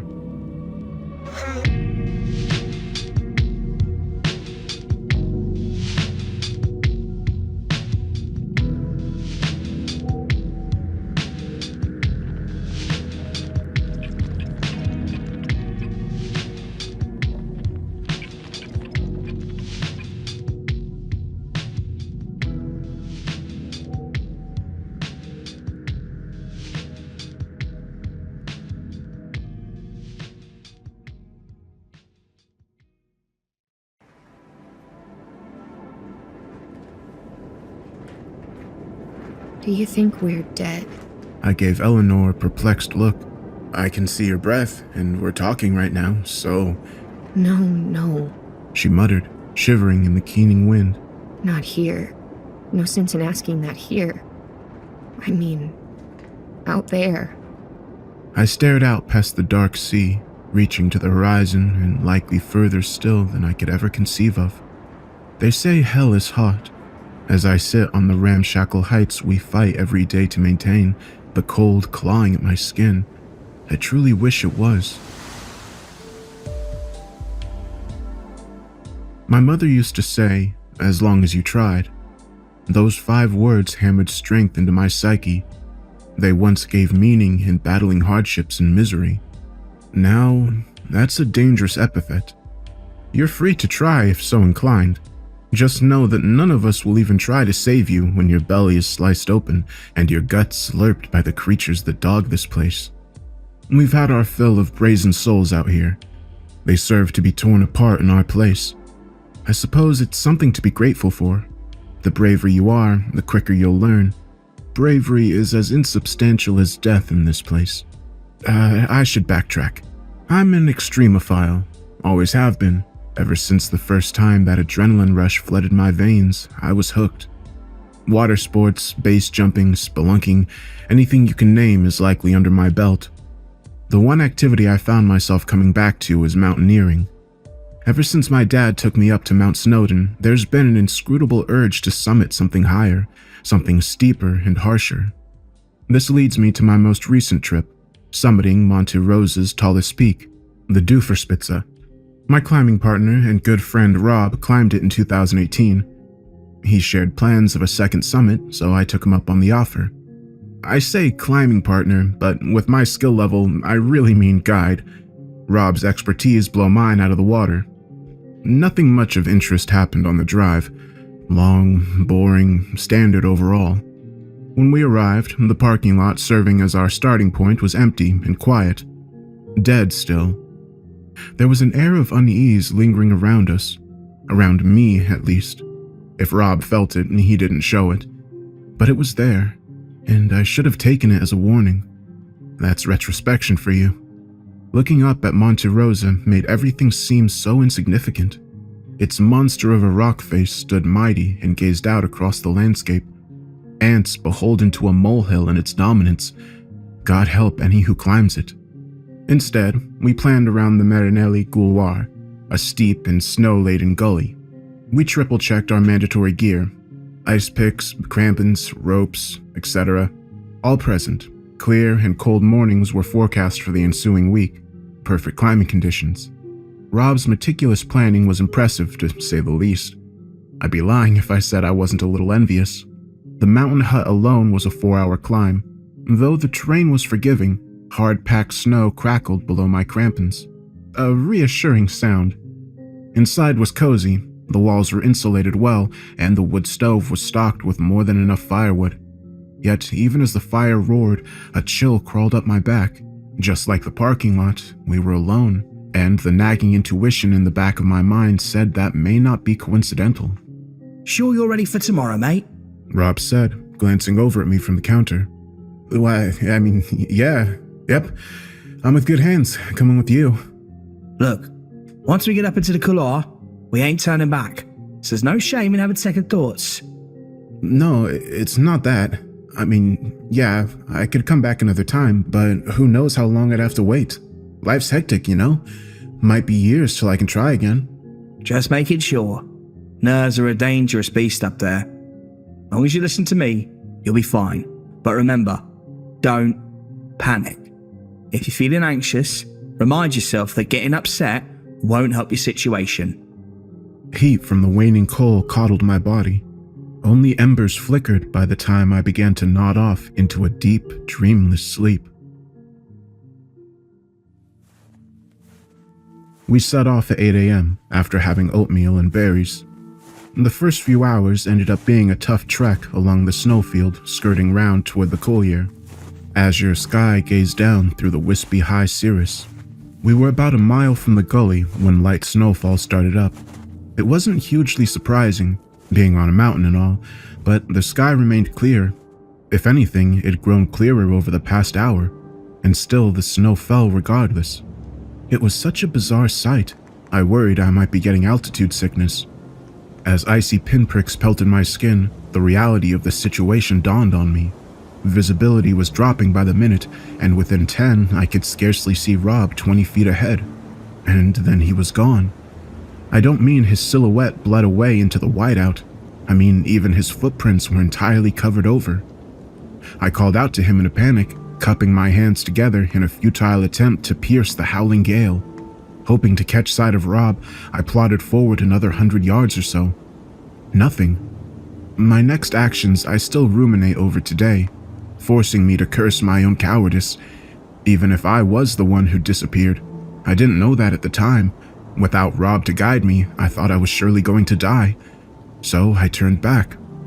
Following the compass, I made a steady descent, hoping to get back to the hut faster than we'd come up. The fresh dusting of snow made frantic steps a danger, and I slipped several times. After an hour, my view was unchanged, pure whiteness. In my retreat, I'd somehow failed to notice a crucial detail. I wasn't going downhill. It seemed like I was in a flat snowfield, but when I turned a full 360 to get my bearings, I understood I was actually facing a gentle incline. A fresh wave of terror crashed down in my mind. I glanced down at my compass, and to my horror, saw the needle replaced by a listless, spinning blur. I tried my best. Mom would have been proud, but the cold wore me down, the snow merciless as it pelted me. My footsteps grew closer and closer together until there were no footsteps at all. I crouched on one knee. I wasn't shivering anymore. Well, I did feel pretty warm, hot actually. I went to unzip my coat when a stark patch of lime caught my attention. An abandoned tent, long left to endure the elements. It looked old. My dulling mind didn't catch the oddity that it wasn't already buried by the snow. Our tent was in Rob's pack, and with him out of the picture, this was my only chance at survival. There were a few small tears in the canvas, but the tent sufficed in its primary purpose. Still, I had no means of warming myself up. Bundled tight in my sleeping bag, I felt the weight of exhaustion settle, and no sooner did my eyelids droop and my eyes rolled back. The fact I awoke at all filled me with a sense of relief. Brain still groggy, I sat up and observed the tent's interior. It fared well in the figurative flashbang of a snowstorm. Something was different. The small tears only looked out onto white, but all was quiet. Never has there been a silent blizzard. Only when a cold shock hit my foot did I notice the mounds of melting slush on the floor directly beneath each rip in the tent. I was snowed in. Adrenaline flooded my veins and sent my thoughts into hyperspeed. How long had I been buried? How much oxygen was left in the tent? How deep was I? Don't panic. Freaking out won't help. I took in a deep, controlled breath and crawled over to the zipper, hesitating before tugging it open in one swift motion. White fluff poured into the tent, and in a transitory state between dread and understanding, I scrambled backwards in fear of an icy casket. My mind cleared. Logically, if the snow was that powdery, I couldn't be down very deep. Still, the tent sagged, its backbone long since snapped. I dragged myself out and pushed my way through the dampening snow, lugging the pack with all my equipment behind. With the gap collapsing in on itself behind me, I planted my boots in the snow and stood. I wasn't on Monte Rosa. I wasn't in the Alps. I wasn't even on a mountain at all. Standing near the bottom of a sort of half-cone slope, the horizon-wide expanse of dark water was the first hint I was somewhere else entirely. I could tell the ocean was a ways down, but only after shuffling down to the edge did I catch a glimpse of the precipice. A rugged ice face plummeting some 400 feet. Vertigo struck suddenly, knocking me onto my ass, hands splayed like a starfish. Something sticking up near the edge caught my eye. It resembled the curve rails of a pool ladder. If said ladder was poorly made and rickety, with coarse gray rope tied to each side, graying fibers sequestered by an equally ashen backdrop. A tiny ray of hope beamed somewhere deep down inside of me. Maybe someone was here. I crawled through the powder and gripped the steel bars. My gloves did nothing against the inexorable chill of wind-beaten metal. Still, desperate curiosity willed my head and shoulders to lean over the precipice. Fixed into the mottled ice, a vertical tower of crude materials swayed in the ever-present winds. It reminded me of a shantytown with its hastily flattened planks and battered metal sheeting. For the life of me, I couldn't fathom what reason any sane person would have to build such a thing. Then again, I'd yet to find anything in this place I could fathom. Hello? I called out. The first words out of my mouth since waking up were hoarse and weak, tumbling pathetically down the mismatched scaffolding. There was an immediate response from somewhere below. I couldn't see anyone, but there were multiple voices, bleeding together into a garbled slur. Relief warped into regret as I remained hunched, frozen, as if I were some frost-caked gargoyle in a forgotten castle. Though my voice barely cut through the winds, I regretted opening my mouth. I didn't quite know why. The frantic shuddering on the platforms as someone clambered up to meet me instilled a deep, imminent foreboding. I somehow hadn't realized before, but the ropes tied around the bars I clasped onto were actually those of a rope ladder. They whipped into the cliffside, heralding the arrival of the figure who just pushed their way out from under a rotten blue tarp. A disheveled and wild-eyed man pulled his way up the wooden rungs, patchy bundles of matted hair swinging around his face. When he saw me, he paused, wired eyes suddenly morphing into something rabid before continuing up the ladder with fervor. As if dislocated, his jaw dropped wide open and flopped around on its hinges. I didn't know what that expression meant, but suffice to say, I was horrified. Those eyes, they betrayed hunger. I flopped onto my back and fumbled with the zipper on my bag, tearing out an ice pick and sleeting myself. 2 sets of blackening fingers curled over the rim before me, followed by this bestial visage of a human climbing up onto the snow in all his wiry might. Hey, what are you doing there, lad? I chuckled with transparent unease. He almost looked surprised after I spoke, as if language was a foreign concept to him. He sucked air in through his teeth with a hiss. Cold, so hungry. You, warm, fresh. He spat in a gravelly voice. I backed up, raising the ice pick clutched in both hands. The man went a few uncoordinated steps before lunging out of nowhere and diving on top of me. I yelped in fear, falling backwards and raising the pick horizontal in defense. Spittle sprayed from yellow teeth, gnashing inches from my face. Acting swiftly, I rammed the blunt handle of the pick into his throat, causing him to recoil. Only a second later, he persisted with all his rage, seeming to shrug off the blow to his jugular as though it were an insect bite. In the scuffle, he managed to grab my right arm and sunk his teeth into my wrist. I screamed and let go of the pick with my right. Instinctively, I swung it in my left, the sharp end sailing true and embedding directly into the side of his neck. Viscous blood exploded over my face as I wrenched the pick back towards me, tearing the front of his throat open in a ragged gash. The man shot up straight in response, stumbling uncontrolled back to the edge and dropping limply into the open air. Despite my close call, something else disturbed me. The blood that had poured onto me was cold. I don't mean lukewarm, cold, if not freezing. No steam rose into the air as one might expect. It just curdled and froze on my clothing.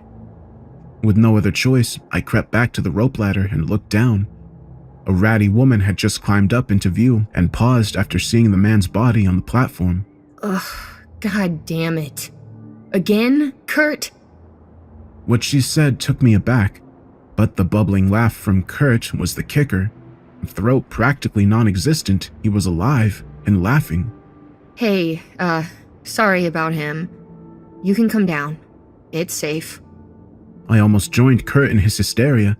It was such an absurd proposition. Safe? You're dangling off the edge of a cliff. Let me rephrase. Safer. Trust me, you don't want to spend another minute up there. What? Nah, screw this. I'm out of here. Are you? Are you really? Take a look around. Where in the name of God do you think you are right now? No idea, but even if my chances are 1 in a million at getting home, I'd rather die out there than stay here. Me too, traveler. Me too. With that, the conversation was over. The woman turned her attention to Kurt. I refused to witness any more of this madness and stormed off back up the slope I'd come from. After a few steady paces, I stopped dead in my tracks. Something was off. Imperceptible movement in the snowfield. Distant thuds growing nearer. I squinted to make anything out, but I didn't need to. There, near the buried tent I'd crawled out of, the falling snow outlined an absence. Empty air. A strong gust flung pale dustings off the ground to form a haze, and in it, the shape was clear. I couldn't tell you what it was, only what it resembled.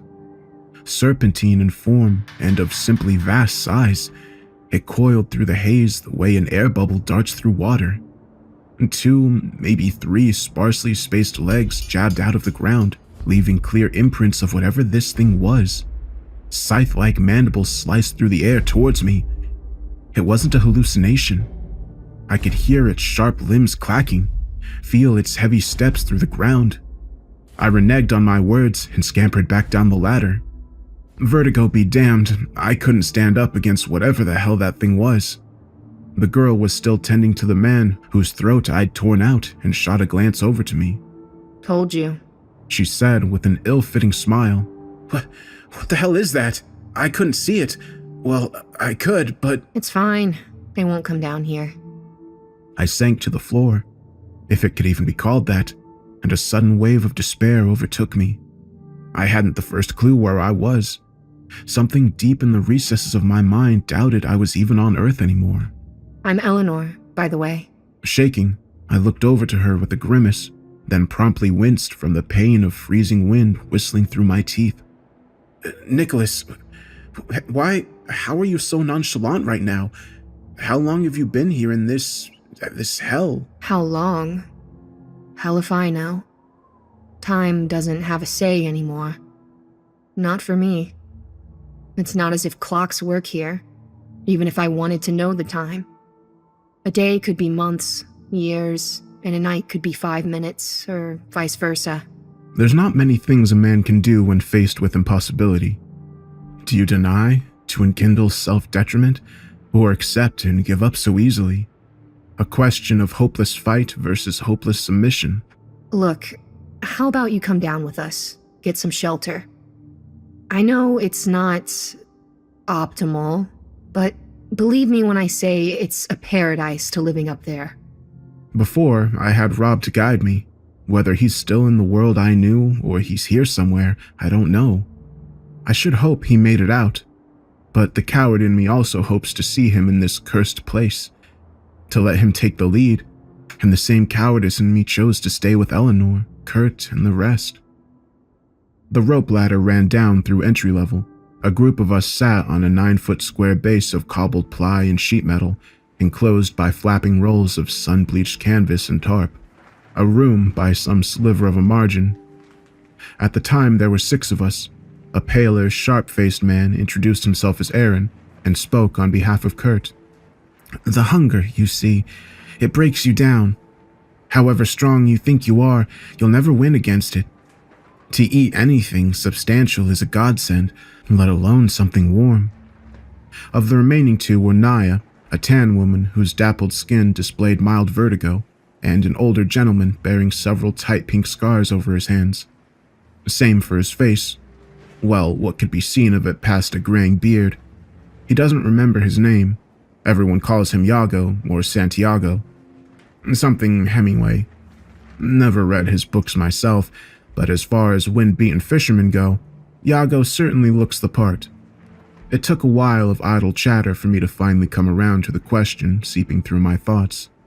So, how do you survive here?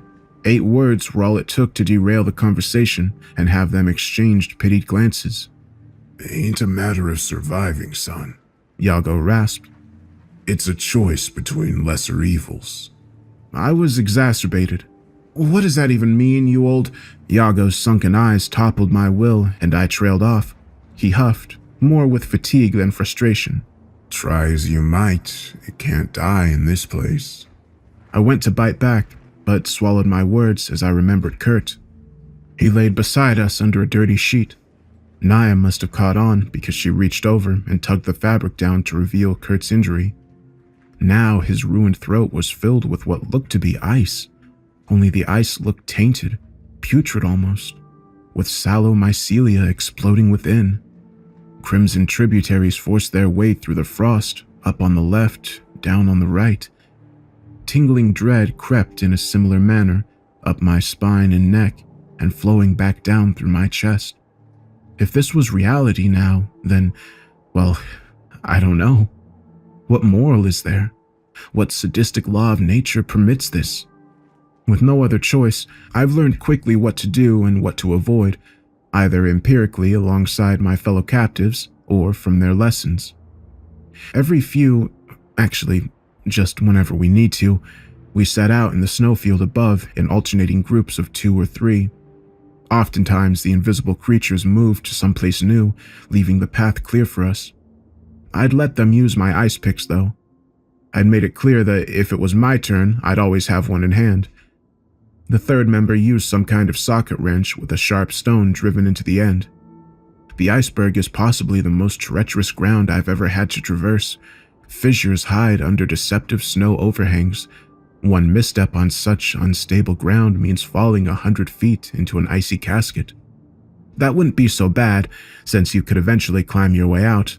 Only the boar worms that tunnel deep inside the ice are quick to snatch up anything coming their way. Worse still, those see-through monsters come and go as they please. I myself have been caught, 8 odd times? The way their mandibles carve and cleave, they must be serrated, because it hurts. It really hurts. And I'd rather not experience the sensation again. But we have to go searching. We have to. Most of the time we find little, usually nothing. A beaten metal sheet or frost-blackened planks are cause for celebration. You see, our cliff dwelling doesn't stay by itself. If only it were that easy. No, the iceberg is sinking constantly at a glacial rate into the abyssal brine below.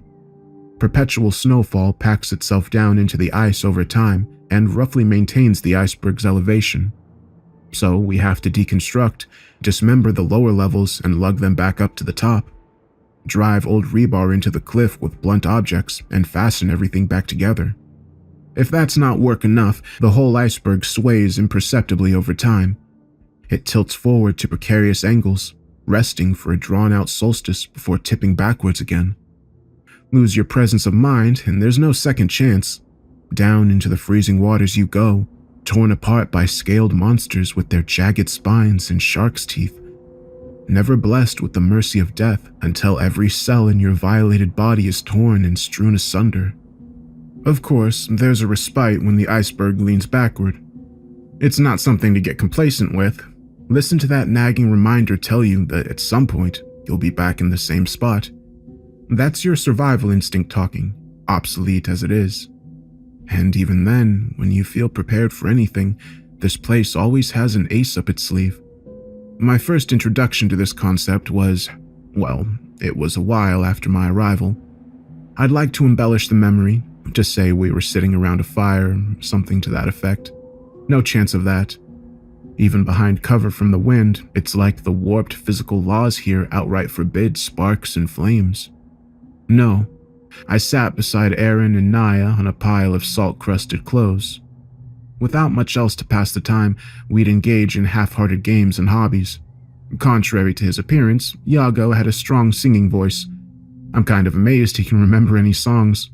The man can't recall his own name for Pete's sake. I guess it's like Alzheimer's.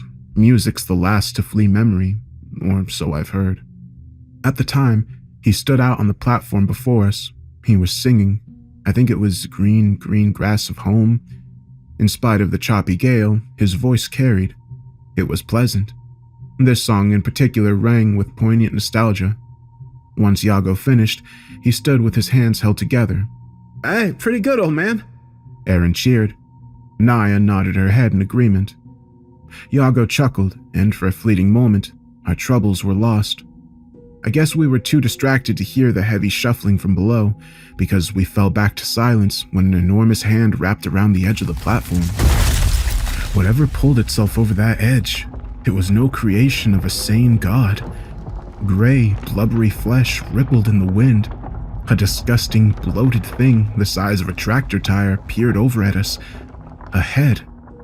Scattered perforations in its side must have been ears, but it had no facial features other than a burbling X-shaped hole right in the middle. 3 more sets of hands clambered their way up to us, somehow crawling up the ice as if it were a gecko. None of these details held a candle to what their overall features resembled. Infants. Elephant-sized hellspawn toddlers crawling on all fours. Laggardly with age, Iago had no chance. Swollen, sticky fingers curled around his body, squeezing him in a grasp even world record strongmen couldn't escape. The awful harmony they made upon claiming their new plaything is etched into my soul. Gargling coos of childlike elation, deep in pitch and easily drowning out Iago's hysterics. In the brief period before they left, I watched, oblivious to the screams of Naya and Aaron. As the creature shook him around and pulled at his limbs, all I could hear were joints and bones snapping, cracking. The creature holding Iago brought him up to the dribbling hole on its face. The hole dilated, revealing a cavernous passage of dripping flesh, and, with slowness I'm sure was intentional, pushed Iago inside, feet first up to his neck. It closed around him with such pressure I could hear his body breaking, and with crushed lungs he couldn't even scream. And just like that, they descended, leaving us with a cold, empty space shaped like an old man. That's how it goes here. No mercy, just suffering. Endless, indiscriminate suffering. These are a handful of things we can predict, or at the very least, expect. It may be logical to melt the ice and drink it. We are, after all, still subject to thirst and hunger, despite needing no food or water to live. Fresh snow from up above is okay, but the ice is bad water. It's rotten. It putrefies and becomes teeming with disease. In particular, it hosts some kind of parasite. Drink it and they'll start breeding inside you until your organs are rife with them.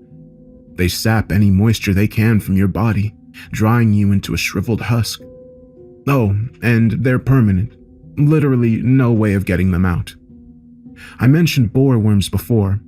They're not an issue most of the time. Sometimes, if you look deep into the ice cliff, you can see them burrowing within. They're lightning fast though, so I can never get a clear picture of them. From what I can gather, they're long, thick, and leech-like. Their heads open up to reveal strangely mechanical sets of spike balls which spin against each other to grind through the ice. I don't know if they're immune to the parasites. Maybe they're symbiotic. Worm eat ice, parasite take water, who knows? This nameless hell has fates of plenty, except one: death. I didn't know how it worked at first, but it later on became clear. Months, perhaps years after Yago's abduction, something happened that was gut-wrenching and incredible in equal measure. About 25 feet from us, the ice began growing outwards. A small mound at first, swelling like rotten pustules. It was when a familiar visage began forming that it clicked, and we built a walkway across. Through some uncouth law of nature, Yago grew in the form of an ice sculpture. Then color flushed his skin, starting at his fingertips and slowly spreading. He eventually broke free with a crack and a pop and fell down into our arms, vacant-eyed and nude.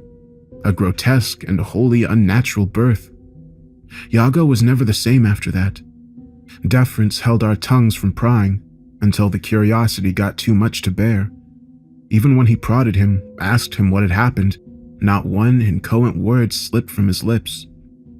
I shudder to think about what might have happened during his absence at the hands of those abominations. Things that considered him nothing more than a toy to wear out. We've taken to calling them blubbers. I'd say it describes them to a T. With a honed skill at hiding, they're not too hard to avoid. The problem is hearing them approach before they arrive, because if you don't, well, no need to repeat what's already been said. Past that, a worse revelation came to light. No matter what we do, no matter what happens to us, no matter how violent or peaceful the death, we'll return, spat right back out into the fray every time, no matter what. The brutality displayed in this realm is nothing to be scoffed at, but at the very least, you grow accustomed. Meat and bone lose their sting, and yet there are some things the scars can't toughen you against. One in particular stands out to me. Kurt and I were out on a scouting trip. We'd long since made amends by this time and agreed to let bygones be just that. Plodding along the ridge of a snow dune, Kurt cocked his head to look at something, then grabbed my shoulder with a wary firmness. Get down. Now. We both dropped down below cover. I hadn't seen anything, but by now I trusted Kurt's judgment. What? What do you see? Caught it in the corner of my eye. Thank fuck I ain't look at it. Without thinking, I went to peek over into the open snowfield. Kurt tore me back by the scruff of my jacket, bringing me to eye level. The hell's you doing, you fucking oaf? Don't look at it. I stared, confused. At what? The uncoupled. Should really get Ellie to go over. Whoa, slow down. Uncoupled? Yeah. Don't look too deep into the name. I only seen it in the corner of my vision before. Just a dark shape. Nah, more than that. A stain. A stain on the world. Carefully, I turned my head in the direction he'd seen it, as if I'd be able to see right through the snow. Okay, if you can't look at it, how do you know? Been plenty here before you, mate. Knew one or two of them. This kid called, Kent, yeah. He looked. Said it was hollow. Sort of an empty imprint that might have once been a person. I think he said something along the lines of, it's like if you took someone and stripped everything away except their being. Still not sure what he really meant. But it's enough to know I ain't never gonna look at it.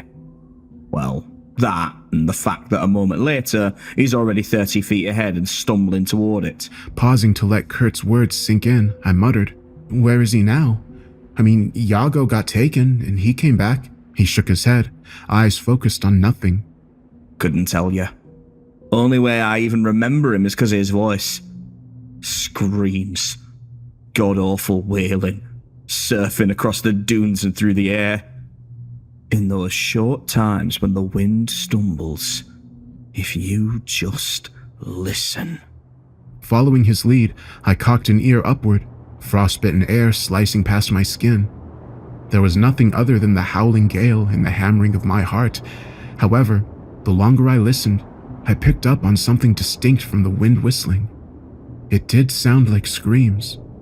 For all I know, Kurt could have just been pulling a sick prank.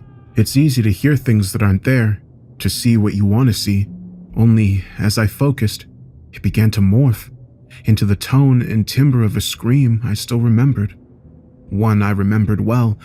It was the last voice I'd heard before this all happened. I tried not to think about it. "Help me." The words were hissed straight into my ear. It startled me so bad my legs straightened and I hopped off the ground. No question that time, it was his voice. After that, it wasn't a matter of not thinking about it, but of trying to forget. I must have been in a trance when Kurt spoke up again, snapping his fingers. "Hey, you alright? Come on, we should get back. I ain't seen nothing out there worth the risk. Just, if you ever see something in the corner of your eye, something darker than dark, leave." I nodded, grimacing, and we made our way back to our home. If constant, freezing snowfall wasn't enough, the weather knows worse cruelty. For the most part, we have shelter if it starts raining anything untoward. If you're caught out in the snowfield, though, well, let's say you'll be back in a few weeks at best, months or years at worst. That happened one time while Eleanor and Aaron went scavenging. They must have been on their way back when it started raining these razor-sharp ice shards, finger-sized blades that sliced through the canvas and embedded deep into wooden platforms. Pain snarls from above heralded Aaron's arrival, the rope ladder quivering under his descent.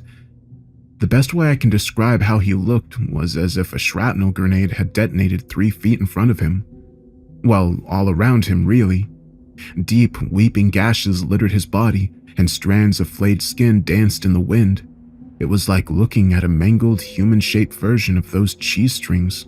You know, the ones you peel off? I wish I could taste one of those again. Anyway, there wasn't much more we could do except bandage him up. Even then, it was more so we didn't have to see his injuries. I realized in my stupidity something we'd overlooked. He was alone. Naya asked where she was. He sat there, lifeless. It could have been the bandages wrapped around his head. I think he was just too broken to register the question. With his throat and chest a pulpy mess, Aaron's voice was little more than a grating rattle. "Didn't make it. Ankles, Achilles, all sliced to shit. She fell down a ravine." Naya just stood there, letting her head loll back, and let out a forlorn wail into the sky, one of transparent despair and indignance at this reprobate world. One I felt all too closely. I remembered looking into the ice and seeing torn flesh dangling from a boreworm's mouth. Dull pink smudges carried through the ice as they tunneled. A while later, 2 or 3 weeks at a guess, her rebirth began. It seems that whenever this happens, they aren't too far away. 30 feet tops. I don't want to jinx it, maybe it's luck. More likely, it's just how this place works. I dream sometimes of being reborn from the ice, only to fall out rigid and lifeless. But all we get are failed miscarriages. There's one thing I find worthy of putting on paper, and that is the storm. It happens at random, according to Kurt. There's no pattern to its visits. I've only witnessed it twice in my time here. The first time it swirled on the distant skyline. I found myself totally wrapped in its magnificence, a terrifying sight to behold. We'd been imprisoned in a night that must have lasted at least 2 or 3 years, relatively speaking. And in accordance with the darkness, the only light being the bruised, moonless firmament, it took a while for the black clouds to register, congealing across the waters. Well, it wasn't hard to notice after deep crimson flashes lit up in its bowels. Pulsating vermilion glimmers, so full of energy that I could feel heat wash over my face from across the waters. That heat grew into a roiling whirlwind as the storm neared. The others were quick to stir from their meager shut-eye when they too felt it. The hell's that? "Oh no, please God, not again," Aaron croaked. Guys, what's happening? What is that out there?" I asked. "Storm's coming." Yago said. We all turned to him in sync. Those were the only words he'd spoken since he returned from the blubbers, and the mere sound of his voice came as a shock. We pressed for details, but he'd already sunken back into his dead-tongued dejection. Kurt was no help either. He just shivered and stared paralytic into the churning depths of that stormhead. I'll be honest, after the storm drew nearer and patting rain replaced the snow, a certain excitement overtook me. Inky blots darted across the flashing lights deep in the storm clouds, captivating me in awe. I threw my head back and opened my mouth, allowing the rain to splash its warmth across my tongue. It felt heavenly. The sensation of warmth after so long deprived was like nothing I'd felt before. The euphoria was short-lasting, and concern replaced it as the raindrops turned scalding. When they started to burn and sizzle off my face, I flinched and dove back under the cover. Before long, the air was an all-encompassing haze of steam. It was like we'd entered some malfunctioning steam room. Each breath brought with it a flaring heat that spread from my lungs to the rest of my organs. It's funny, isn't it? In winter, it's cold and dreary, and you wish it was summer instead. Then when summer rolls around, the beating sun and stifling nights make you yearn for the colder seasons. In that boiling cloud, I begged for the cold to come back. At least we could layer up in the coats and pants. There was nothing to be done about the heat. You can't exactly take your skin off when it's too hot. Momentary relief came as cool, trickling streams from above. My relief was sorely misguided when I understood what it was. Meltwater. Minor runnels quickly inflated to a formidable downpour, then into a violent rapid. Nothing could be heard over the roar of rushing water. Blind, breathless, and panicking, I reached out for a hold. My fingers wrapped around metal, a pole driven into the ice. I held on with everything I had, but there was a thump beside me, a gurgled shriek. Eleanor. Despite my total exertion to keep from being swept away, I outstretched a hand. "Ellie, grab my hand!" I said, a candle in the wind to the rapids. Without delay, I felt her slippery fingers intertwine with my own. I heaved. I felt as if my spine would snap right there and then. I didn't have the strength. The cold torrent sapped all of the excess energy from my muscles. Help me! Following the cry, I barely made out Kurt clinging helplessly to a torn canvas. The steam swallowed him up again, and my stomach knotted when a harsh tearing noise scraped my eardrums. In total, uncut despair, I watched as Kurt plummeted past the platform and out of sight. As if on cue, Ellie's fingers slipped away. My heart felt as empty as my palm. Her screams faded from my ears, replaced by the incessant torrent. I don't remember the wait following. Only the waterfall suddenly abating, giving way to a familiar gray murk hanging in the sky. Kurt and Eleanor were gone. In any other situation, I might have found solace knowing they drowned or perhaps even died on impact with the ocean. Of course, that was out of the question. We were left knowing with absolute certainty they were going through unimaginable suffering and far more to come. Whether at the hands of unseen leviathans, blubbers, or any other nameless thing lurking in the depths, it didn't matter. I just hoped whatever found them was vicious enough to tear them apart, digest their bodies into nothing, and allow them to return. A week passed, and Eleanor began to regrow. Another 2 weeks later, Kurt appeared. After their rebirth, we all knew better than to prod. Just leave them be. Let them process it. Let them decompress. Loss may seem a trivial affliction without death, but I would be naive to think of loss as a purely physical separation.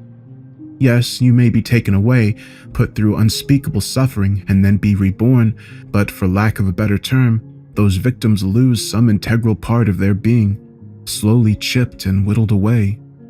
Something so abstract, so important, yet it cannot be grasped by the hand. Once it's gone, there's no reeling it back. And still, we went on. We had no choice, and fell back on mindless habits for comfort. In a way, we found paltry success in learning what makes this place tick. Trial and error.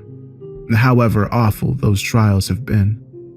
My thoughts lingered on the storm after it happened a second time. We were seasoned, prepared for what was to come, making sure our cover was uninfiltrated by the elements. We pulled together ropes and twine, tied them around ourselves, and fastened the ends to various driven poles and stakes. Maybe I'd been too focused on the storm and its sizzling droplets to catch Yago unfastening himself and standing up. A yell from Aaron brought me to attention, but it was too late. Yago, already several paces away, lumbered toward the edge of the platform. We all thought he'd jump, futile as it be. He didn't. Instead, he threw off his shoes, socks, jacket, and pants, everything, until he stood stark naked, exposed to the elements. At this point, we knew better than jumping up to help. We had no fault in this. He'd come back eventually, after all. Yet I could sense something changing. I don't know what or when it started, but it was there. A shift, a redirection of energy. Yago howled as his skin bubbled and blistered under the storm's ferocity.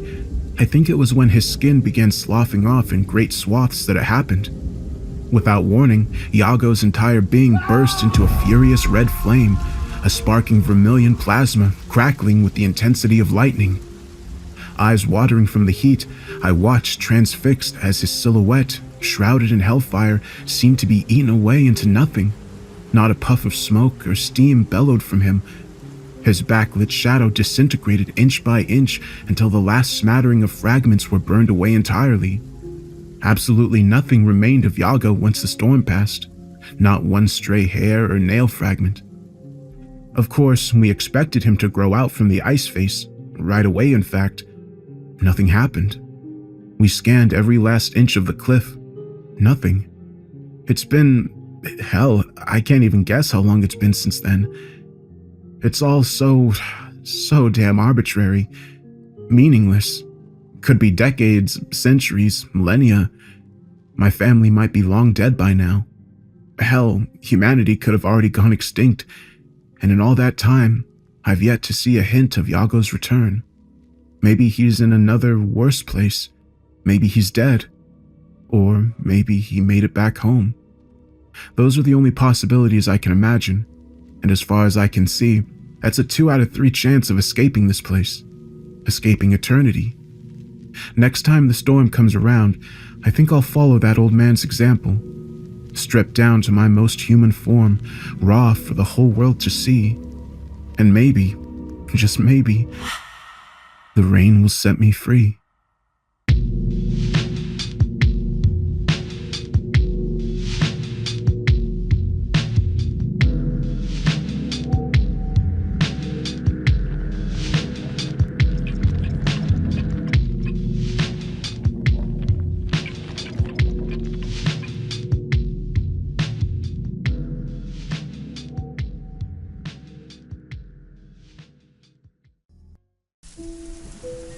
When I was 26, my friend and I decided we were going to sail around the world. Ambitious? Yes. Stupid? Yes. As I record this, I am 3.5 years into this journey, with an estimated 2 weeks until I reach home base. I'm not sure if I'll make it. I'll sum up my life story thus far in 3 short sentences. I was lucky to have a nice family growing up, and we lived by the water and loved to sail.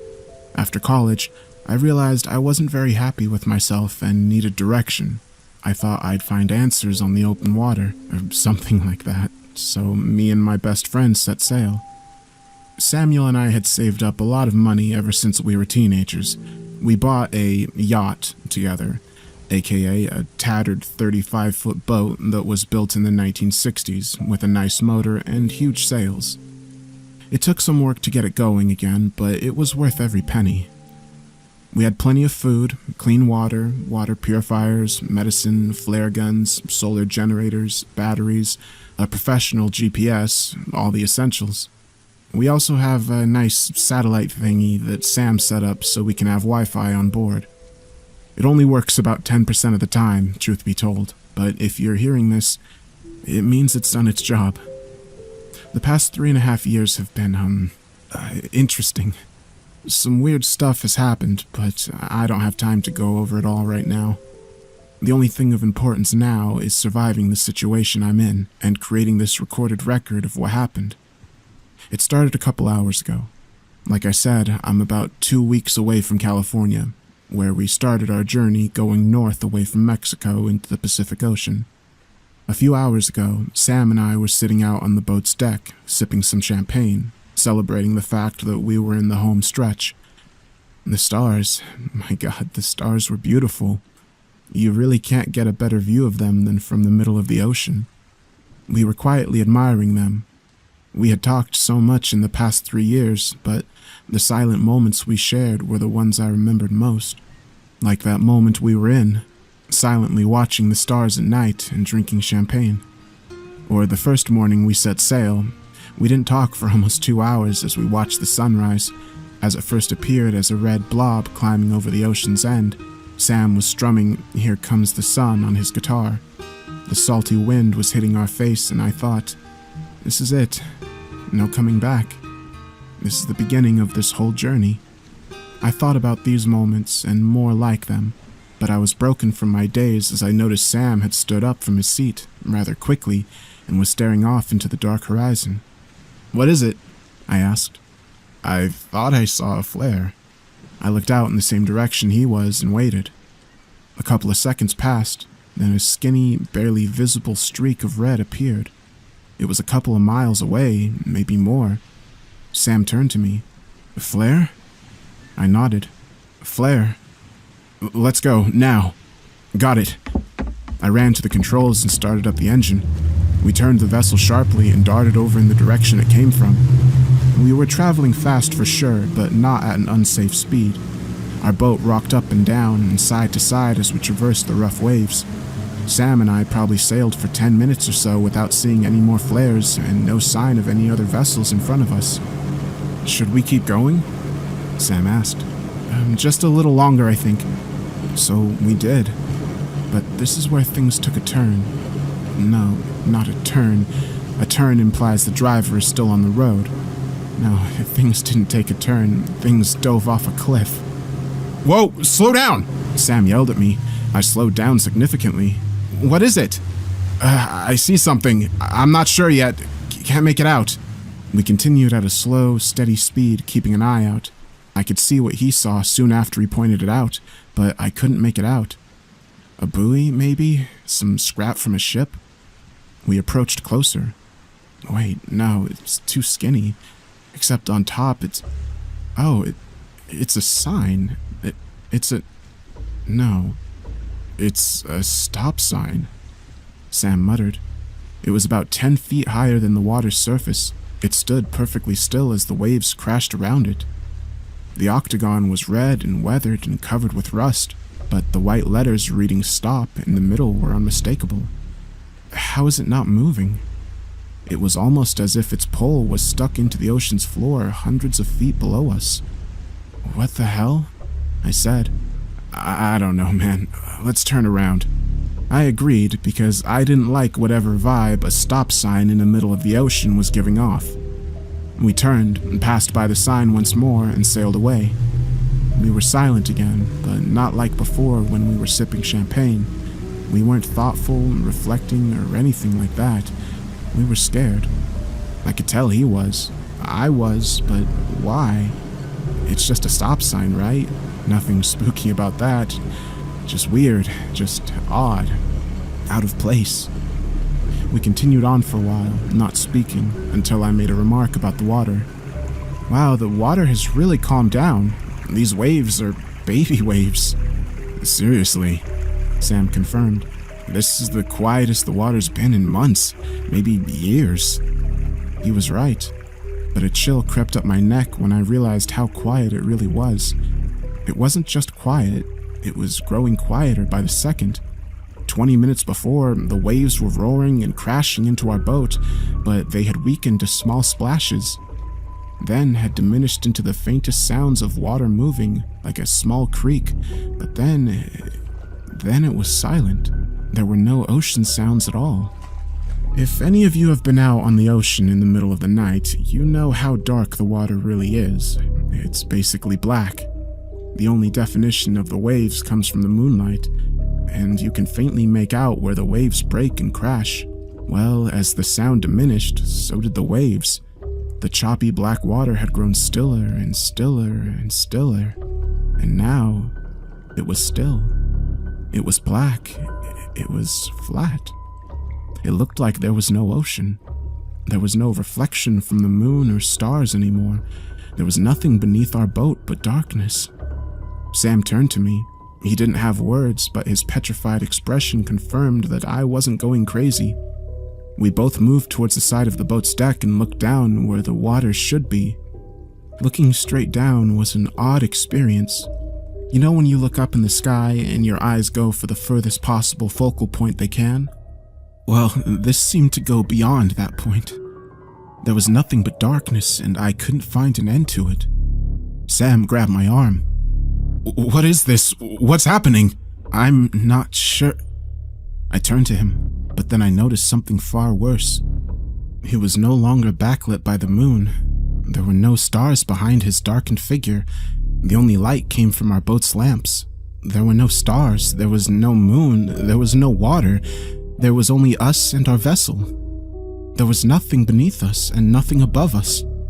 The ship no longer rocked back and forth with the water's current. It was perfectly still, absolutely motionless. We floated somewhere in space and time, I know that much, but I had lost all direction. I felt like I was losing my sanity too. I had an odd, out-of-body experience then. It was like I was a mile away from where I stood. I could see the small light emitting from the boat far off in the distance, and surrounding us was nothing but darkness. It looked like we were floating somewhere in outer space, a part of the universe void of any stars or light. I came back from that vision and gained some composure. What does the GPS say?" I asked. Sam ran over to the navigation system's display. "It says..." His eyes were locked on the screen. He didn't finish the sentence. What does it say?" "It says..." He paused again without looking up at me. "It doesn't know where we are." "That's impossible. You said the GPS works everywhere." "Everywhere on Earth, yeah." That gave me pause. "What are you saying?" He still looked at the screen. He ignored my question and asked one of his own. I'll never forget his words. "Does it feel like we're falling to you?" "No," I started to say, but after he asked that, it did. Kind of. Before, it felt like we were floating on stagnant water in complete darkness, but now, I felt that drop in my stomach. My heart was beating faster. It felt like I was lighter, like my feet were barely putting any weight on the deck's surface, like the boat was about to fall away and leave me behind, floating by myself in the dark. No, I reconfirmed, though I wasn't sure what I really believed. It could have been my imagination. I didn't want to accept the fact that we were falling. Falling into what?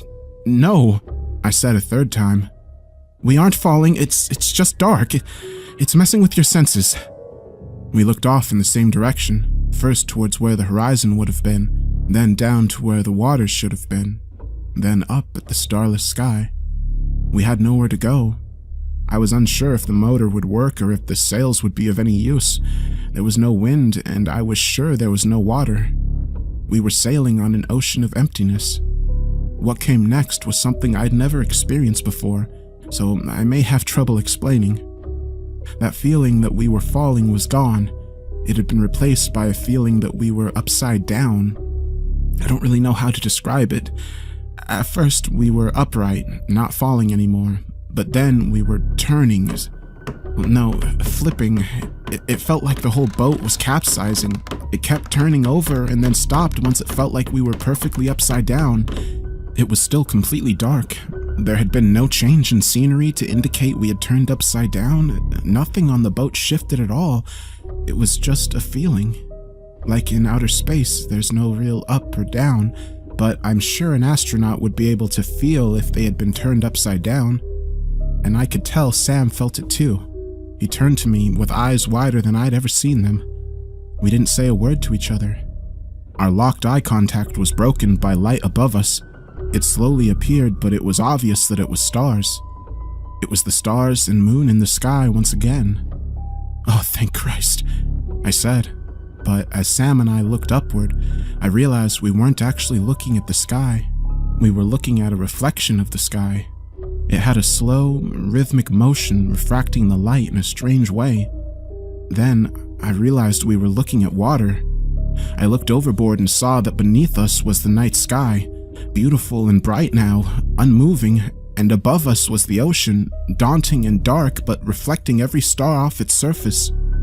We were upside down, or we were still upright and everything else had flipped. I turned to Sam, whose expression matched my own, one of shock and confusion, but the word confusion doesn't do the situation justice.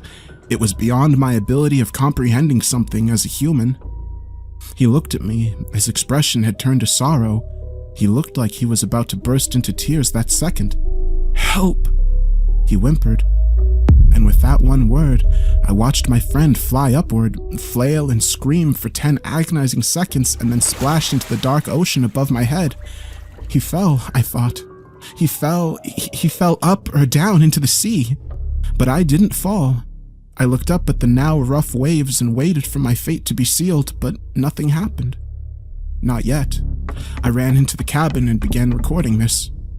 I'd come to the conclusion that I was going to die somehow, and soon. I wanted my experience to be recorded for someone to hear, so someone knew what happened to me. I got about halfway through it before I heard the noise. It was a long, slow, loud, deep rumble. It almost felt like a light earthquake. It slowly got louder and louder until I couldn't ignore the fact that something was happening. I peeked outside the cabin door, cautious not to go all the way outside.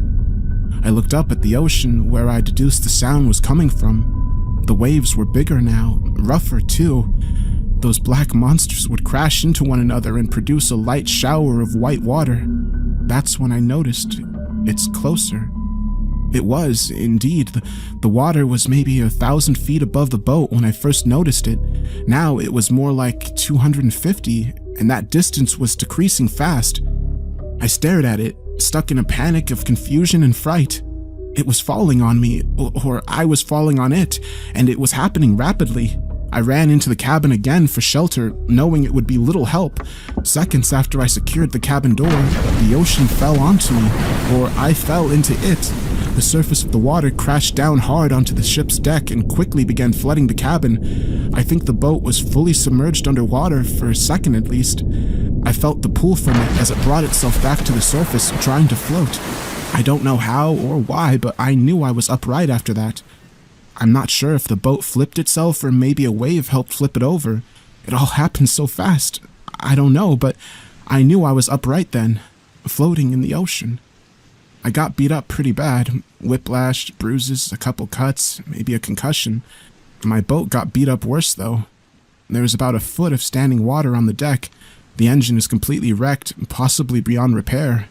The sails were torn to shreds from the impact of the water, but I'm floating upright. That's good. But I'm floating, wandering with no control over my direction. That's bad. And that's where I am now. I'm not sure what happened or what went wrong. I'm not sure if I'll ever make it home. I'm not sure if anyone will ever actually hear this. My GPS isn't working anymore. God knows where I am. I'm just hoping this internet thing Sam set up still works. God rest his soul. All I can do now is send up a couple flares and hope someone rescues me. It's still so dark.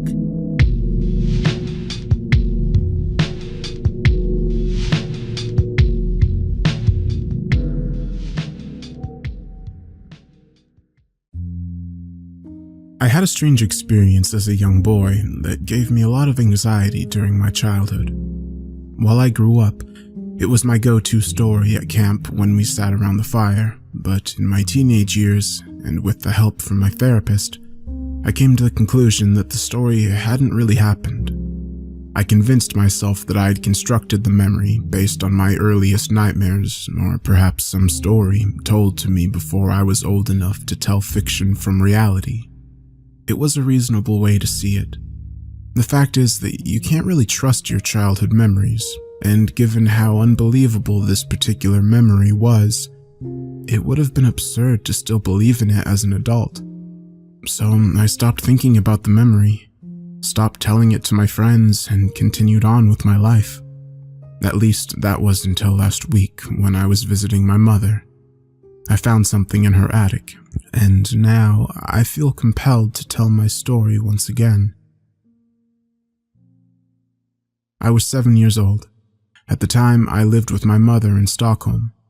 I didn't have any friends, not because I was disliked by my peers, but because there weren't any kids my age in the neighborhood. The other kids were either too young or too old for me.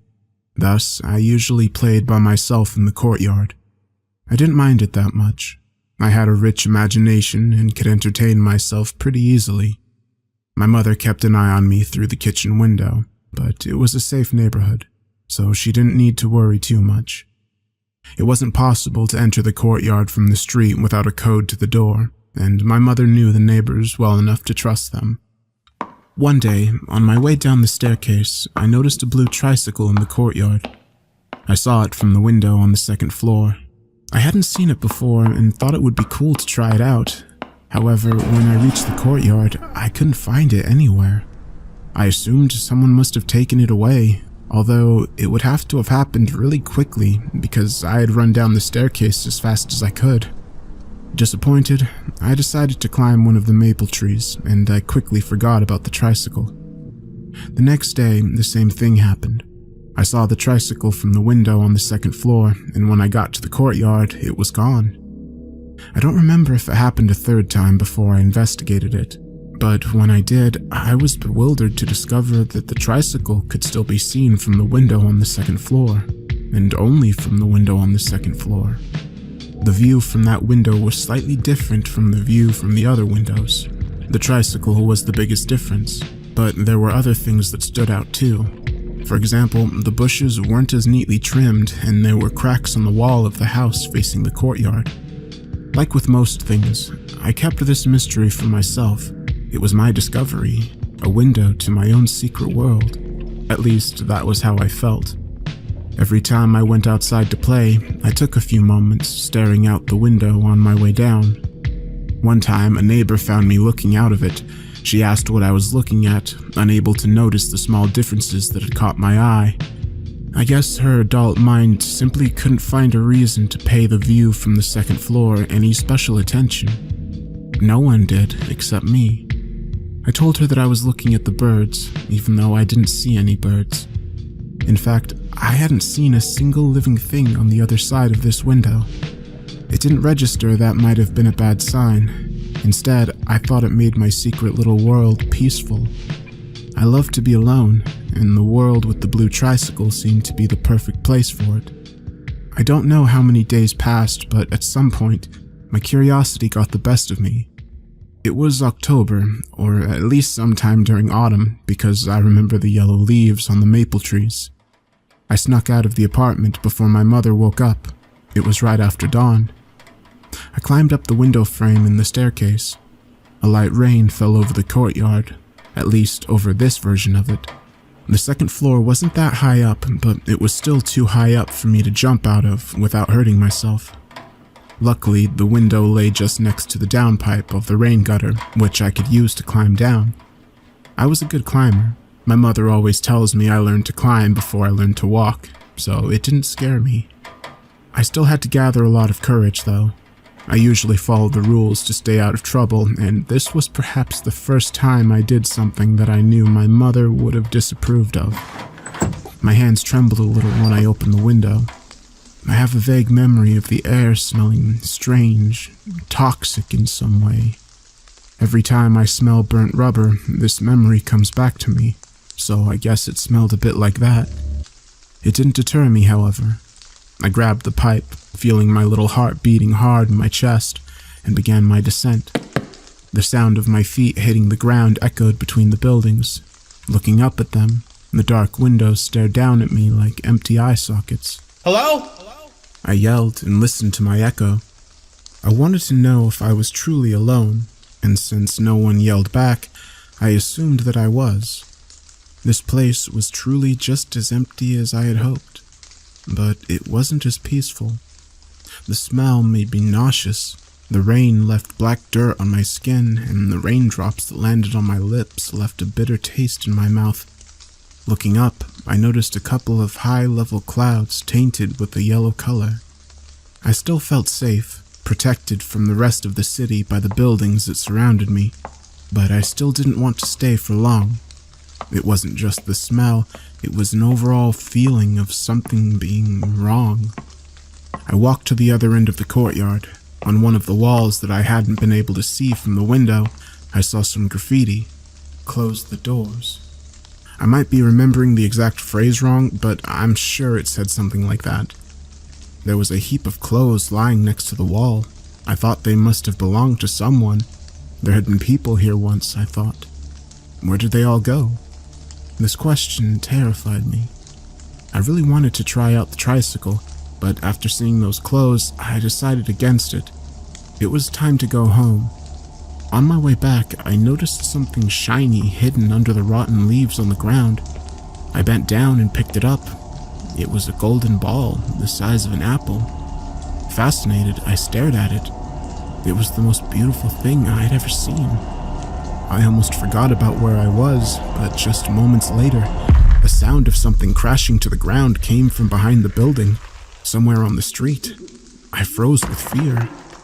Something living was moving around on the street behind the building. It made a noise that sounded like a cooing of a pigeon, but much deeper. Another crash. It was the gate to my apartment building, the one leading directly to the courtyard through a tunnel. I stood at the wrong side of the entrance and didn't dare to run past it. The cooing echoed inside the tunnel. Something was slithering its way through it. It sounded like someone was dragging a huge sack on the ground. I hid in the bushes and held my breath. The racing beat of my heart pulsated through my entire body. I was shaking, and when I saw the thing coming out of the tunnel, I wanted to scream, but I kept silent. A huge arm appeared from the opening of the tunnel and grabbed the ground. It pulled its body forward a few meters, but not enough for it to come outside. Another arm, its left arm, extended out of the tunnel and pulled the body far enough for it to exit the tunnel. It wasn't really a body, though, rather just an enormous gray head with some lonely, long black hairs. It was as big as a truck, and the long arms were attached to where its ears should have been. It had two golden orbs as eyes, and its mouth revealed enormous, sharp teeth. It formed an O with its mouth, going as it sniffed the air with its long nose. It pointed its face towards me, but it didn't seem to see me. I wanted to cry, but forced myself to keep dead silent. Since it didn't have any ears, it probably wouldn't have been able to hear me anyway, but in my state of panic, I didn't think about that. It began spitting something in different directions. One of the things landed just next to me. It was a golden ball, just like the one I had found under the leaves. Seeing my reflection on its surface, I realized they were eyes. That's why it had come when I found the first ball, and that's why it had found me now. It began to crawl toward my hiding spot, licking its lips while cooing excitedly. I had to run. I closed my eyes for a second and then bolted for the pipe. As soon as I appeared in front of its larger eye, it began to scream like an infant, but much, much louder. I didn't look back, but I could hear it rapidly dragging itself after me. With shaking hands, I grabbed the pipe and began to climb. The screams from the saggy, gray head hurt my ears. When I was just about to climb inside the window, the creature was beneath me. It reached for me with both of its unnaturally long arms. My eyes were burning from the muddy rain that fell into them. I screamed out in pain and terror and blindly pulled myself inside, a fraction of a second before the creature would have grabbed me. Somehow, I don't remember how, the window cracked as I fell down on the granite steps of the staircase. There was a loud bang, and the crying from the monster outside stopped in an instant. I got up, rubbed the rain out of my eyes, and looked outside. The blue tricycle was gone, and so was the slithering beast. My own world had returned outside the window, possibly because it broke. I got into trouble for sneaking out and for breaking the window. I'm not sure if I ever told my mother the story at the time, but if I did, she most likely took it as a way for me to escape my responsibilities. As I said, over time, I stopped believing this story. I blamed my wild imagination. After all, it was the most reasonable explanation. But last week, I visited my mother to go through my old stuff before she gifted it away to charity, and that was when I found it. There was something heavy in one of my old toy boxes. I swallowed nervously. A drip of sweat ran down the side of my head, and I opened the box with trembling hands. It was the golden ball that I had found that day. I saw my reflection on its shiny surface. It instantly felt as if someone or something was watching me from far, far away. Or maybe just from the other side of a window.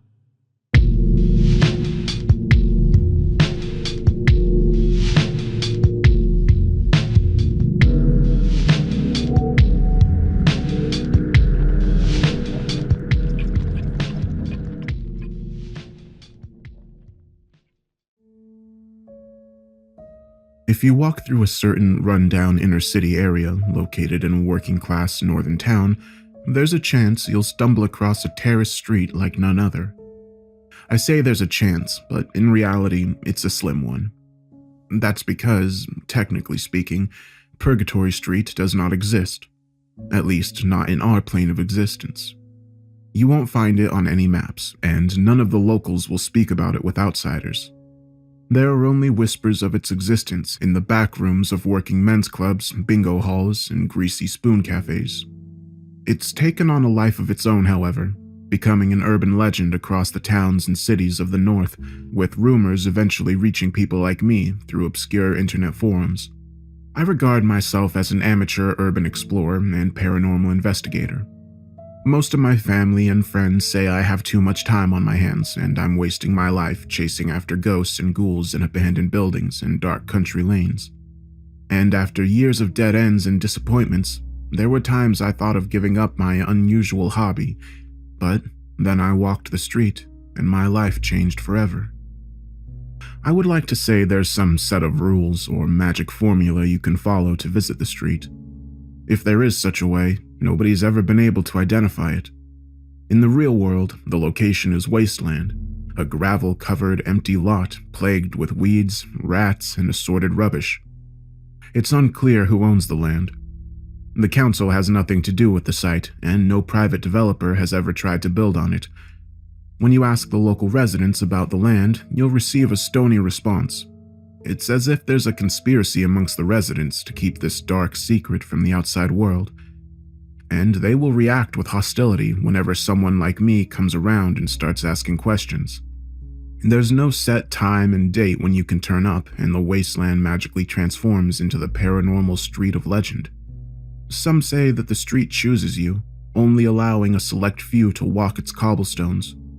In any case, 999 out of 1,000 times you'll visit the location and find nothing but weeds and piles of dumped rubbish. But despite the numerous disappointments over the years, I kept on returning. I guess there was something pulling me back to that place, and in the end, my persistence was rewarded. But as the old adage goes, you should be careful what you wish for, because you just might get it. It was almost midnight on a cold Saturday evening when the street finally opened up to me. I almost didn't go that night as I was exhausted after working a double shift at my day job, but I still braved the elements and dragged myself out to the site. And when I saw it, my heart almost jumped out of my chest.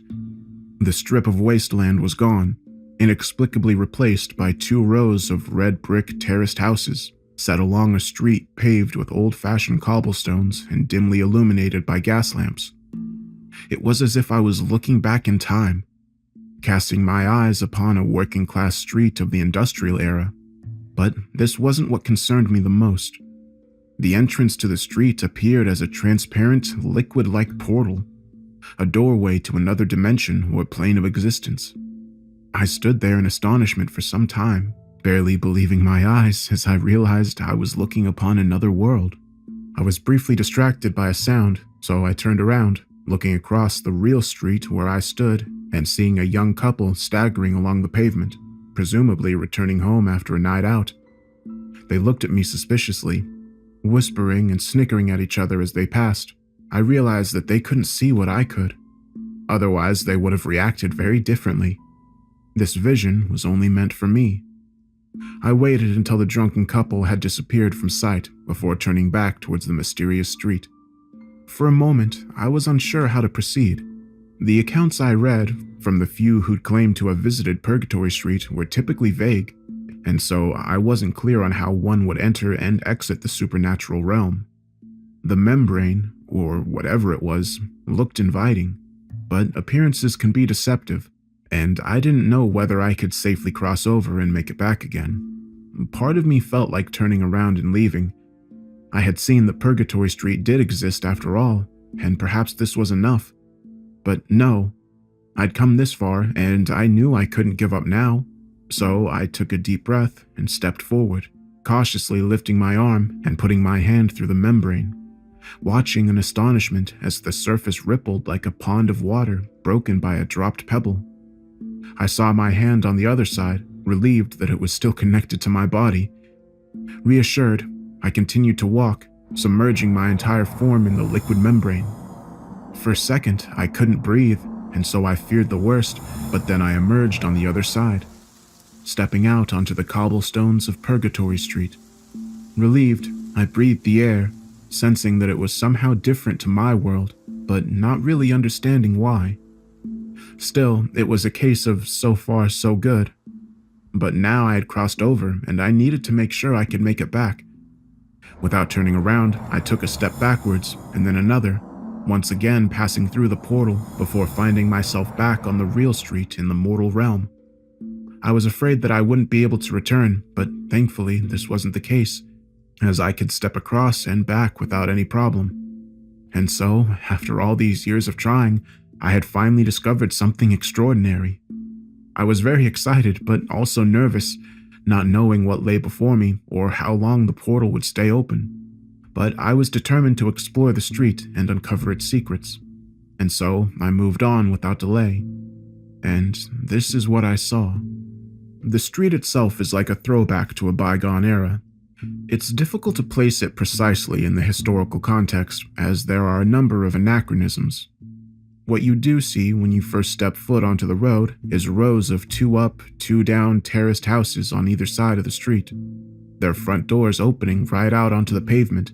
The lamps lighting up the road appear to be gas rather than electric, although I have no idea who maintains them.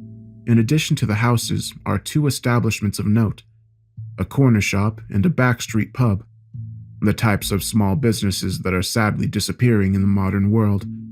At first glance, the street has a quaint and almost idyllic appearance, but as you've probably already guessed, this small community holds many dark secrets. As I've already explained, the top of the street is a portal leading back to our world. The other end, however, well, that was something of a mystery. When I looked down the road, I saw a thick mist beginning just after the last set of gas lamps. It formed a thick membrane that I couldn't see through, and it was disconcerting to think about what lay on the other side of the fog. But this was a problem for later. I walked cautiously down the dimly lit street, feeling increasingly uneasy as I progressed. I had the feeling that I was being watched by hostile eyes, and when I looked to the windows of the houses, I swore I could see dark outlines of shadowy figures standing just behind the curtains.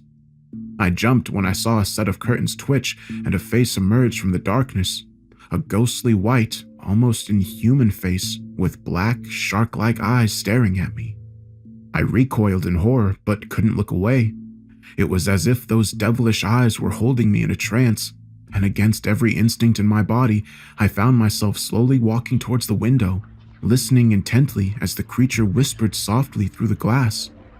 It repeated the same line over and over, its red lips emitting a low, unnatural voice.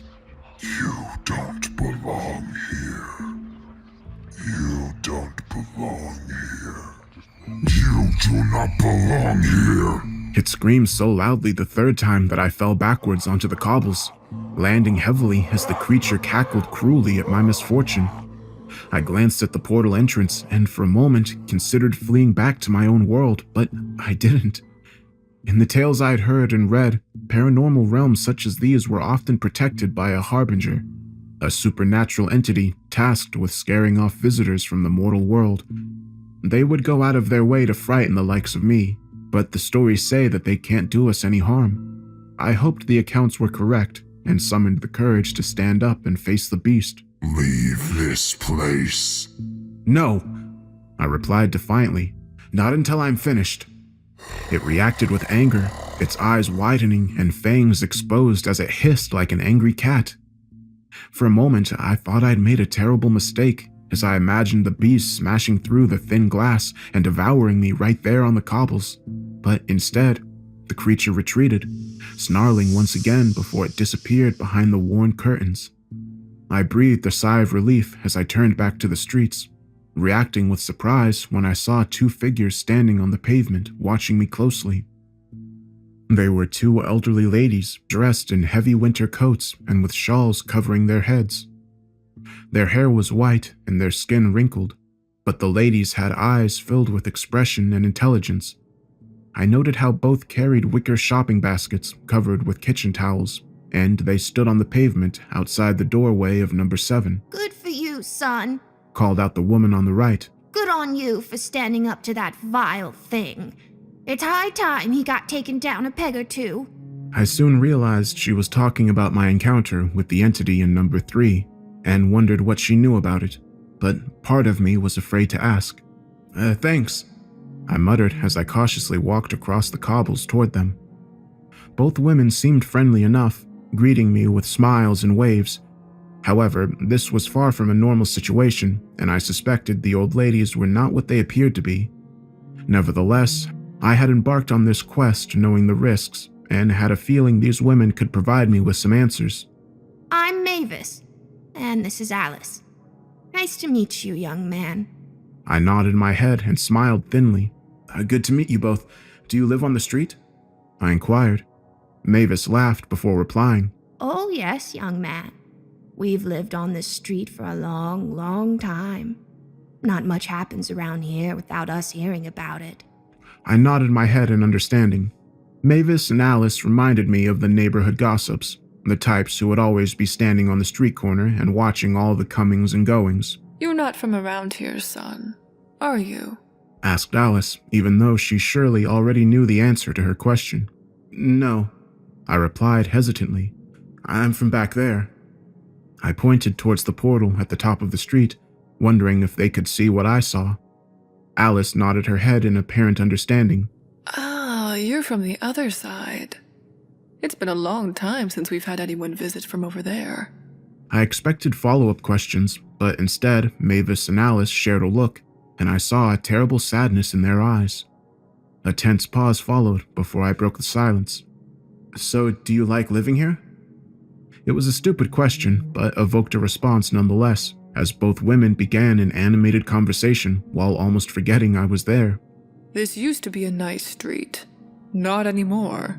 Alice exclaimed, her old eyes lighting up with a mixture of passion and anger. There was a time you could leave your doors unlocked and walk alone after dark. No longer, I'm afraid.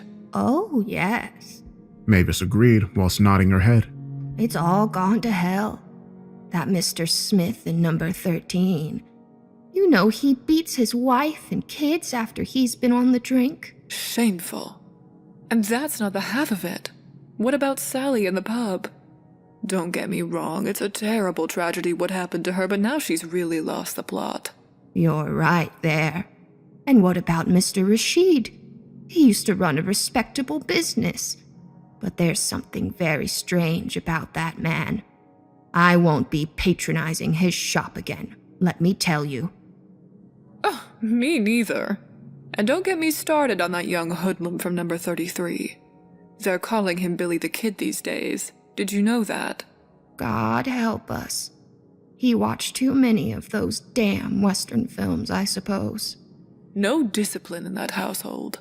They let him run wild, terrorizing the whole street. Where's it going to end?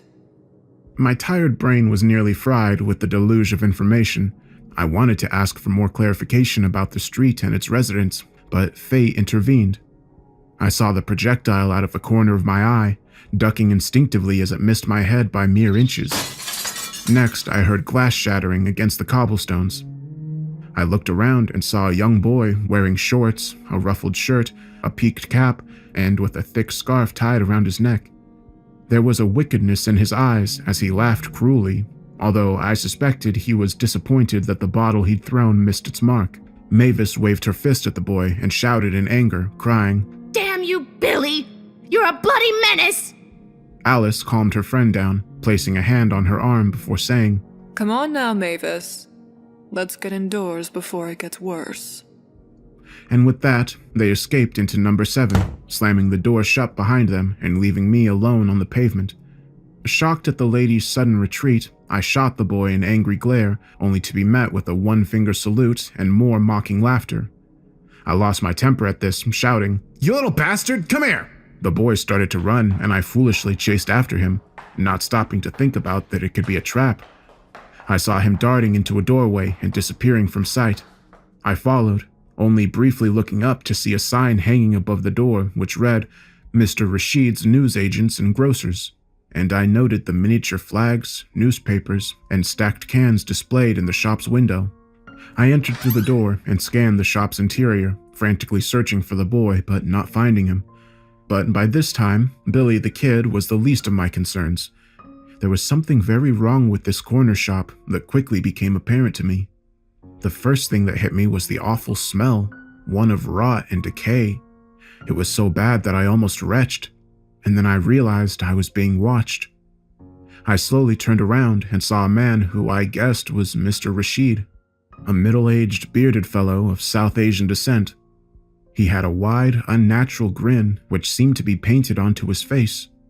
This was disconcerting, but what really concerned me was the striped apron he wore over his clothes, which I noted was covered in bloodstains.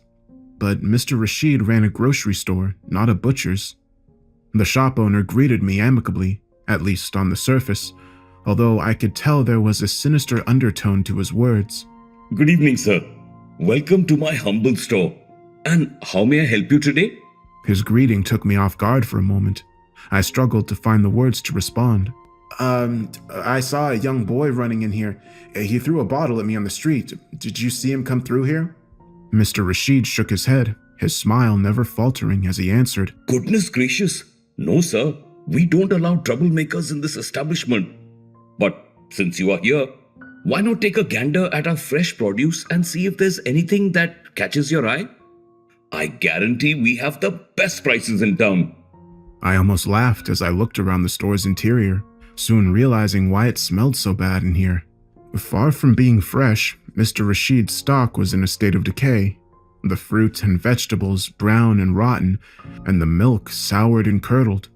In fact, the entire shop interior was in complete disarray, with the ancient newspaper yellow and crumbling and the labelless cans dented or smashed open.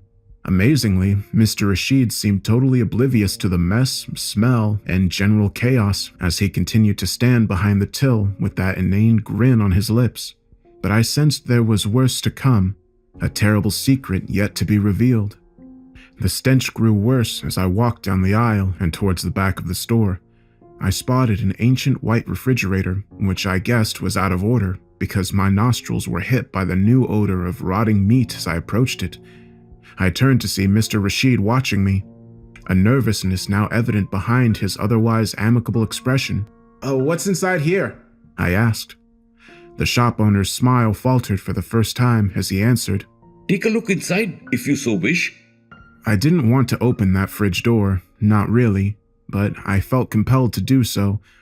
Reaching out with a shaking hand, I slowly turned the cold metal handle and pulled the door open, recoiling in horror at what I saw. The shelves inside were packed with rotting meat, the fridge's mechanism broken and the meat infested with maggots and black flies. But as disgusting as the sight and smell was, this was not the reason for my horror and revulsion, because stacked on the shelves were arms, legs, internal organs, and a human head, its eyes missing from their sockets, and its mouth open and full of wriggling maggots.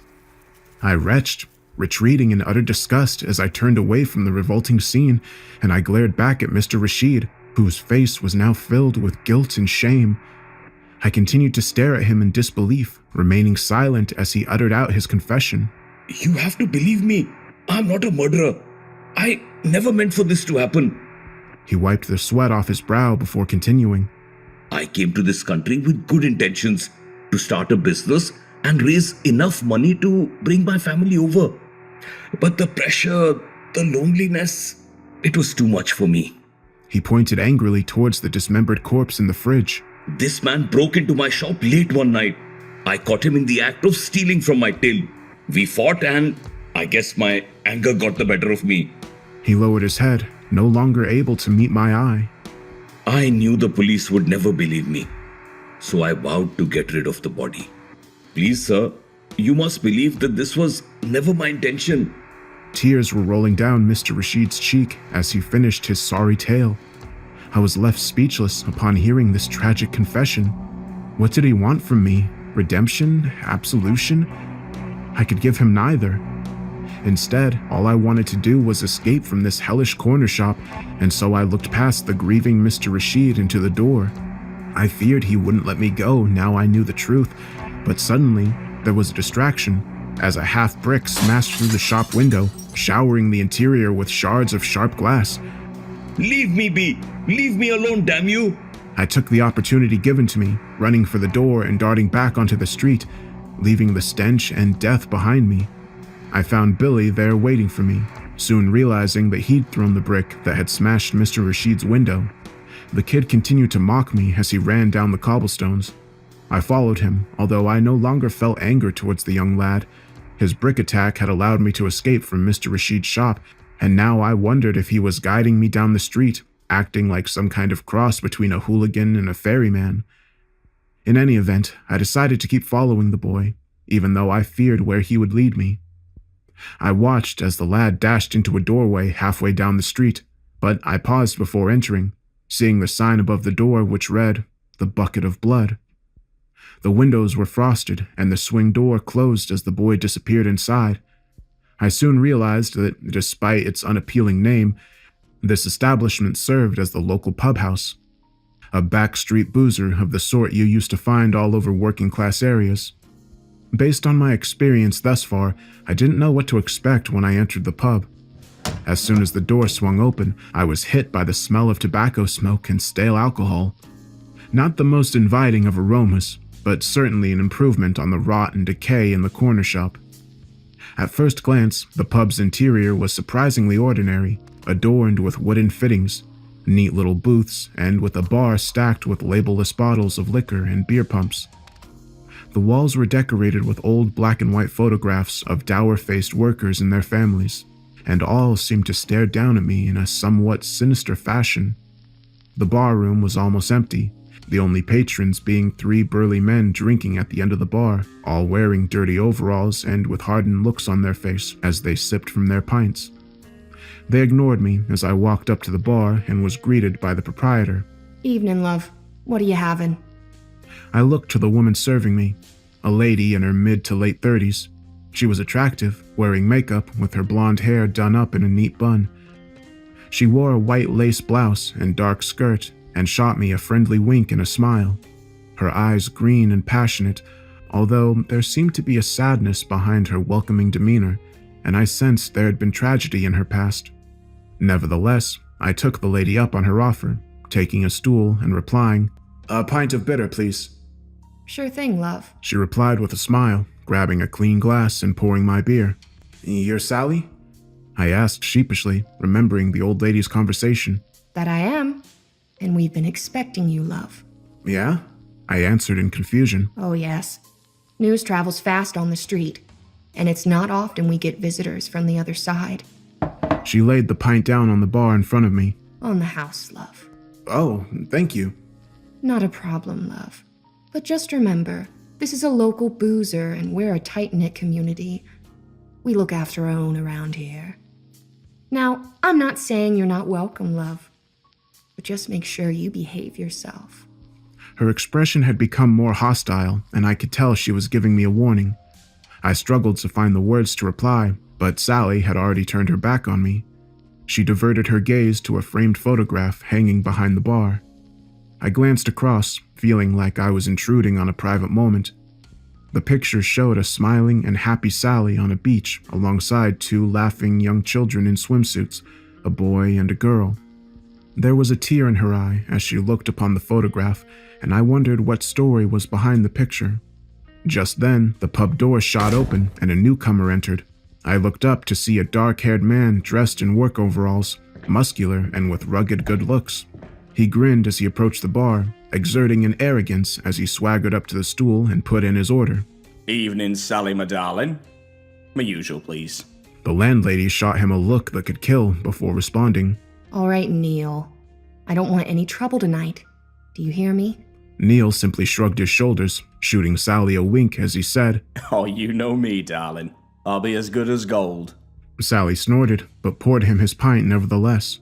I was getting some bad vibes off this guy and tried to avoid his eye, but Neil looked over at me and started a conversation. Hello, mate. Neil Smith's my name. You must be this fella from the other side we've all heard so much about. Yeah, that's me, I confirmed, wondering how every person, spirit, or entity on this street knew all about me.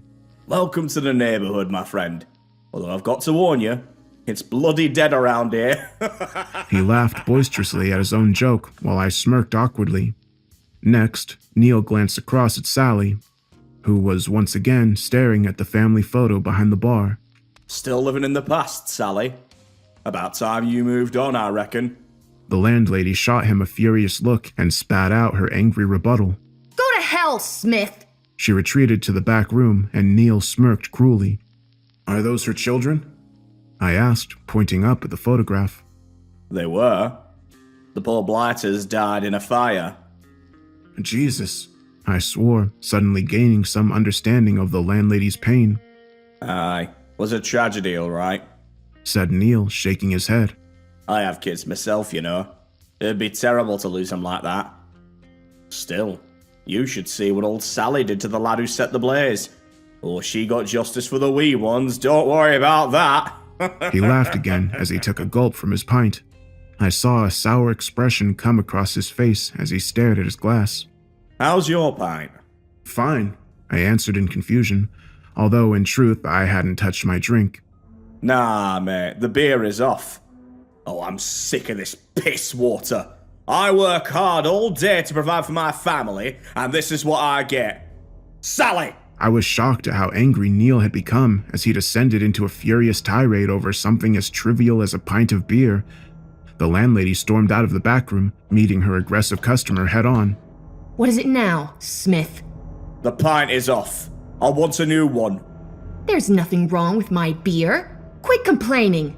Neil slammed his pint down heavily on the wooden bar, spilling about a third of the liquid. He snarled his next words through clenched teeth. Get me a new pint, you bloody bitch! I gasped in astonishment at how fast this had escalated, but I watched on as the stone-faced Sally lifted up the pint glass, calmly lifting it above the sitting Neil and emptying the contents over his head. Once Neil recovered from his shock, he launched himself across the bar, reaching out to grab Sally's throat. I jumped up from the stool, thinking I had to intervene, but a moment after, Neil was grabbed roughly by a trio of drinkers who'd suddenly jumped up from their seats, and the men started beating the living crap out of Neil, punching and kicking him without mercy as his blood and teeth spilt onto the wooden floor. Neil screamed as the men dragged him to the back door, and Sally cried, Get that bastard out of my pub! I was horrified by the sudden descent into violence, but worse was to come. As a moment later, the glass window at the front of the pub shattered and a firebomb was thrown inside, smashing onto the wooden floor and instantly setting it alight. Oh dear God, no! Not again! Sally screamed as sheer terror overcame her. Soon the fire spread and the bar room was filled with smoke. I stayed low, coughing profusely as the smoke entered my lungs, but somehow making it to the door and back out onto the street. Of course, Billy was there waiting for me, but for once he was not mocking or laughing. Instead, he looked incredibly guilty as he watched the fire take hold. He saw me and fled, and I quickly followed, watching as he disappeared into yet another open doorway. I looked to the house number and saw it was number 13. Not a good omen. I stood for a moment on the pavement before a large figure emerged from inside to greet me, and to my surprise, it was a face I recognized. Neil Smith darkened the doorway, his previous charm gone as he cast me a disparaging look. I'd seen him beaten half to death, but now he didn't have a mark on him. What's more, he didn't mention anything about our previous encounter only minutes before, although he did appear to recognize me. Here you are then, he said without enthusiasm, barely concealing the hostility in his voice. You best come in then. The missus is about to serve dinner. I didn't want to follow him inside, as I'd already seen the man's violent side, but I felt compelled to enter number 13 and face whatever horrors lay inside. What I found surprised me, because I was confronted by an oak dining table where a family sat waiting to eat. There was a boy about 14 or 15 and a girl under 10. Both bore a passing resemblance to Neil Smith, and so I assumed they were his children.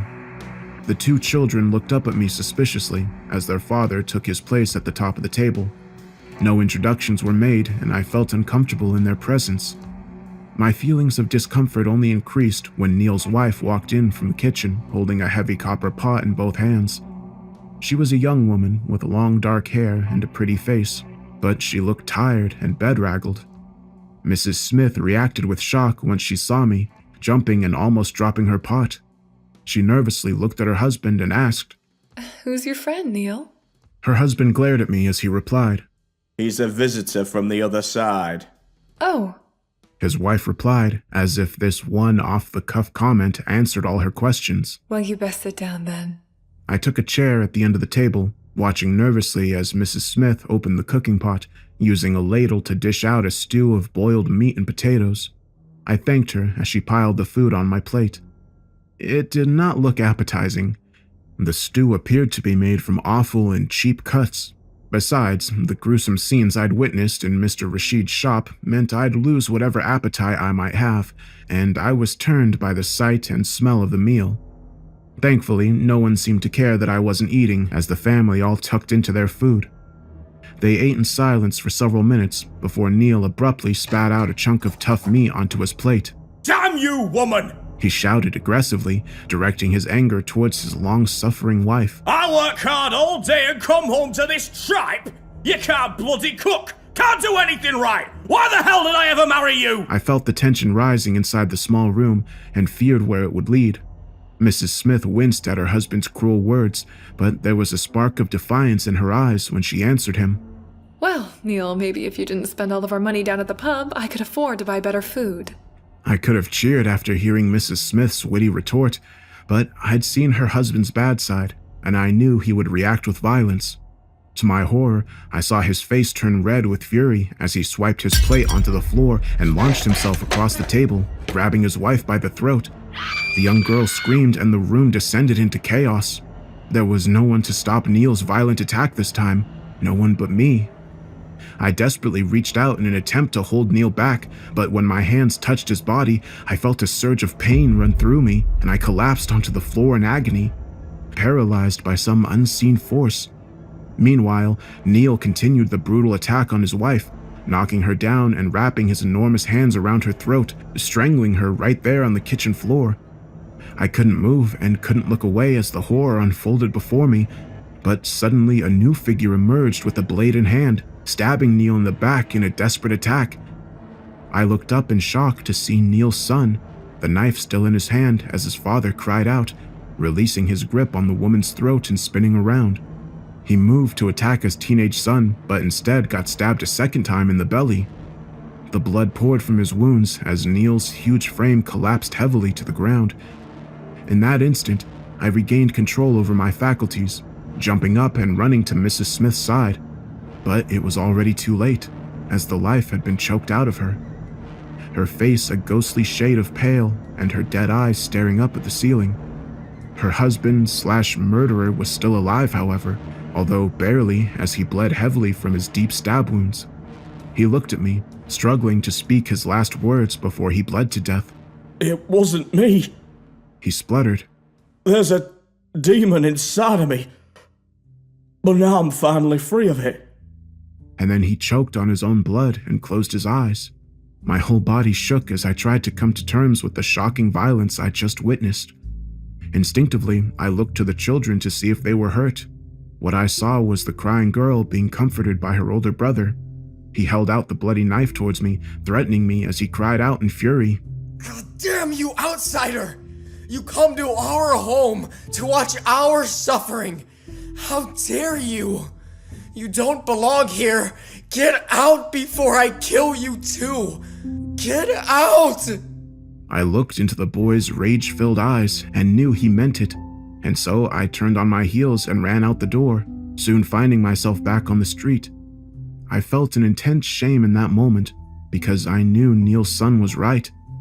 I had made a great effort to come to this realm and see the horrors it contained. I was a tourist here while they had no choice but to live through the nightmare. I looked to the end of the street and saw Billy was up there waiting on me. But the boy was no longer mocking or tormenting me. Instead, he remained silent, his eyes filled with sorrow. I noted how his scarf was gone and there was a thick red mark around his neck. All of a sudden, the tragic stories of the street started to make sense.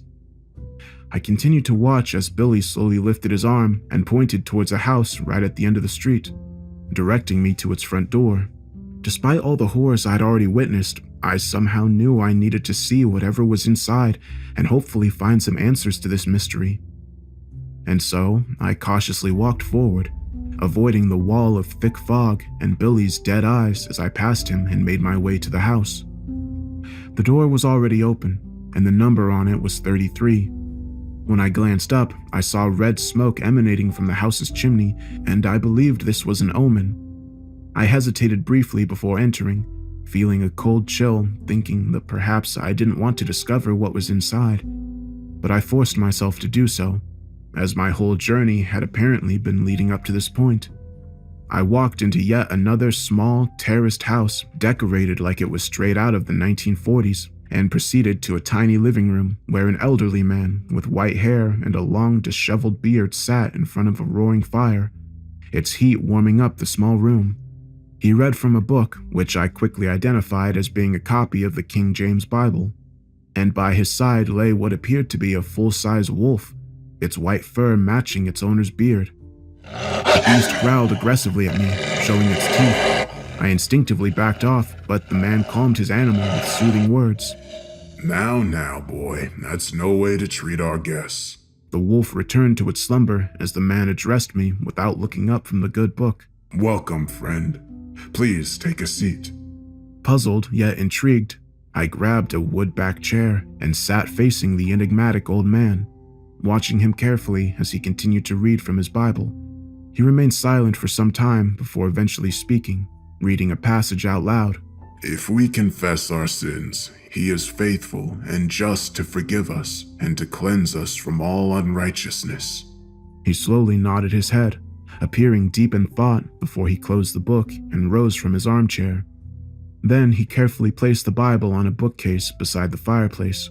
I glanced up and noticed other works of religion and philosophy from throughout history, including the Quran, the Vedas, and the Torah, as well as Plato's Republic and Nietzsche's Beyond Good and Evil. There were many other works too, some I recognized, others I'd never heard of. I imagined holy texts from long extinct religions and perhaps philosophies from future civilizations still to come. I didn't know who this mysterious bearded man was. A deity? A spirit? Who could say? Regardless, I soon got the impression that he held all the answers I sought. The man saw me looking at his bookshelf and offered an explanation. Humanity has many theories of the meaning of life and what lies beyond the mortal realm. Some are partially correct, others are very wrong. In truth, only those who have crossed over know the truth, and they're never coming back. He smiled thinly, meeting my gaze for the first time. When I looked into his deep, dark eyes, I felt like I was drowning. You've come far, my young friend. It's been a long time since a mortal made his way to this realm. I must congratulate you on your tenacity. I was awestruck by the entire situation and struggled to reply, muttering, Thank you, sir. And where is this place exactly? The man snorted before answering. You're a smart young man. I think you already know the answer. But let me elaborate. Purgatory Street, as you call our little realm, is something akin to a halfway house. The spirits living here aren't entirely good or bad.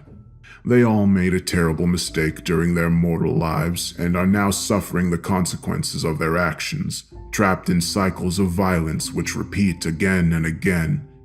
In time, some will achieve some degree of redemption, enough that they can move on to the next place, but sadly, others will be stuck here for all eternity. And who are you, might I ask? I inquired nervously.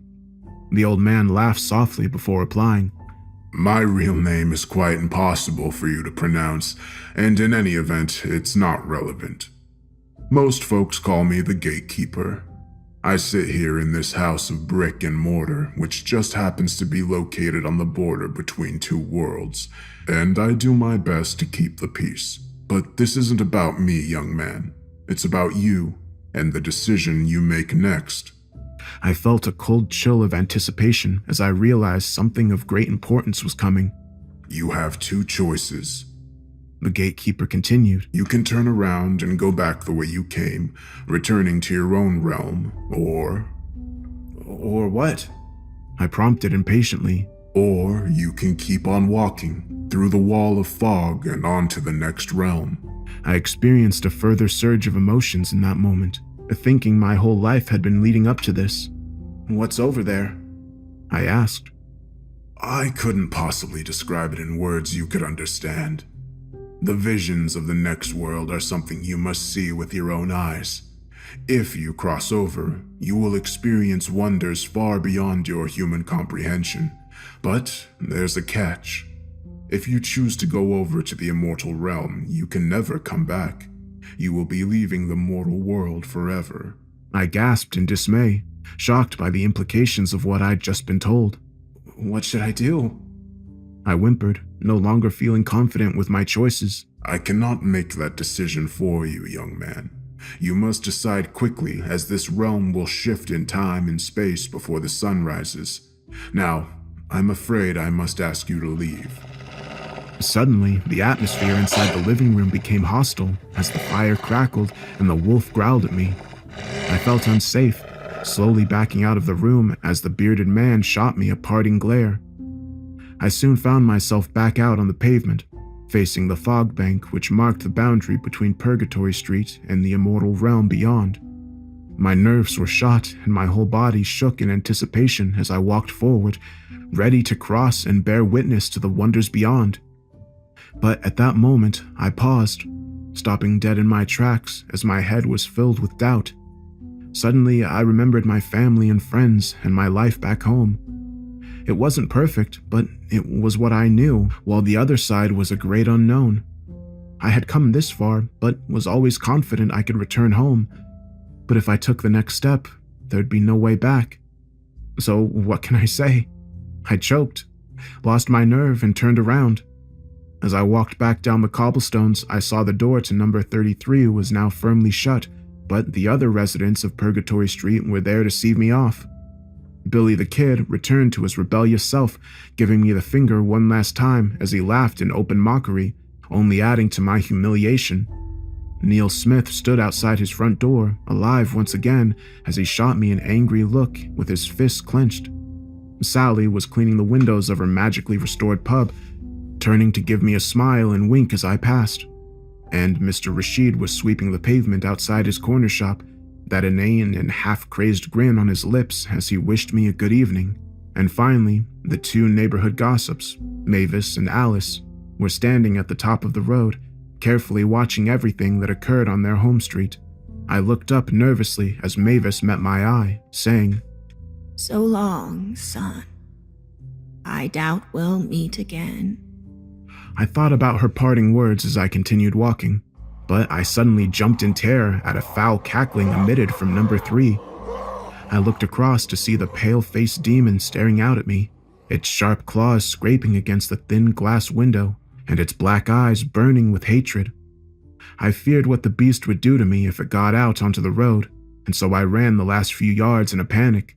And with that, I stumbled back through the transparent portal and returned to my own world, instantly feeling a huge regret as I found myself back in the rundown neighborhood just as sun rose on the far horizon. I turned around and saw Purgatory Street was gone, replaced by the sadly familiar, rubbish-strewn wasteland, and my heart broke because I knew my adventure was over. And so, that's my story, and this is the first time I've ever told it. It's been many years since my visit to the street, and my life has gone downhill ever since. I've lost family members and friends, jumped from one unsatisfactory job to another, and have become unfulfilled and unhappy. I think back to that fateful night every day, wondering what might have been, and I regret my decision back then, realizing that I'd gone so far in my journey of discovery only to lose my nerve at the last moment. But it won't happen again. I return to that spot every night, hoping against hope that Purgatory Street will reappear and allow me to cross back over. I've had many years of disappointment, but one day, my persistence will pay off. I will walk the street again, and this time, I'm not coming back. Wish me luck, my friends.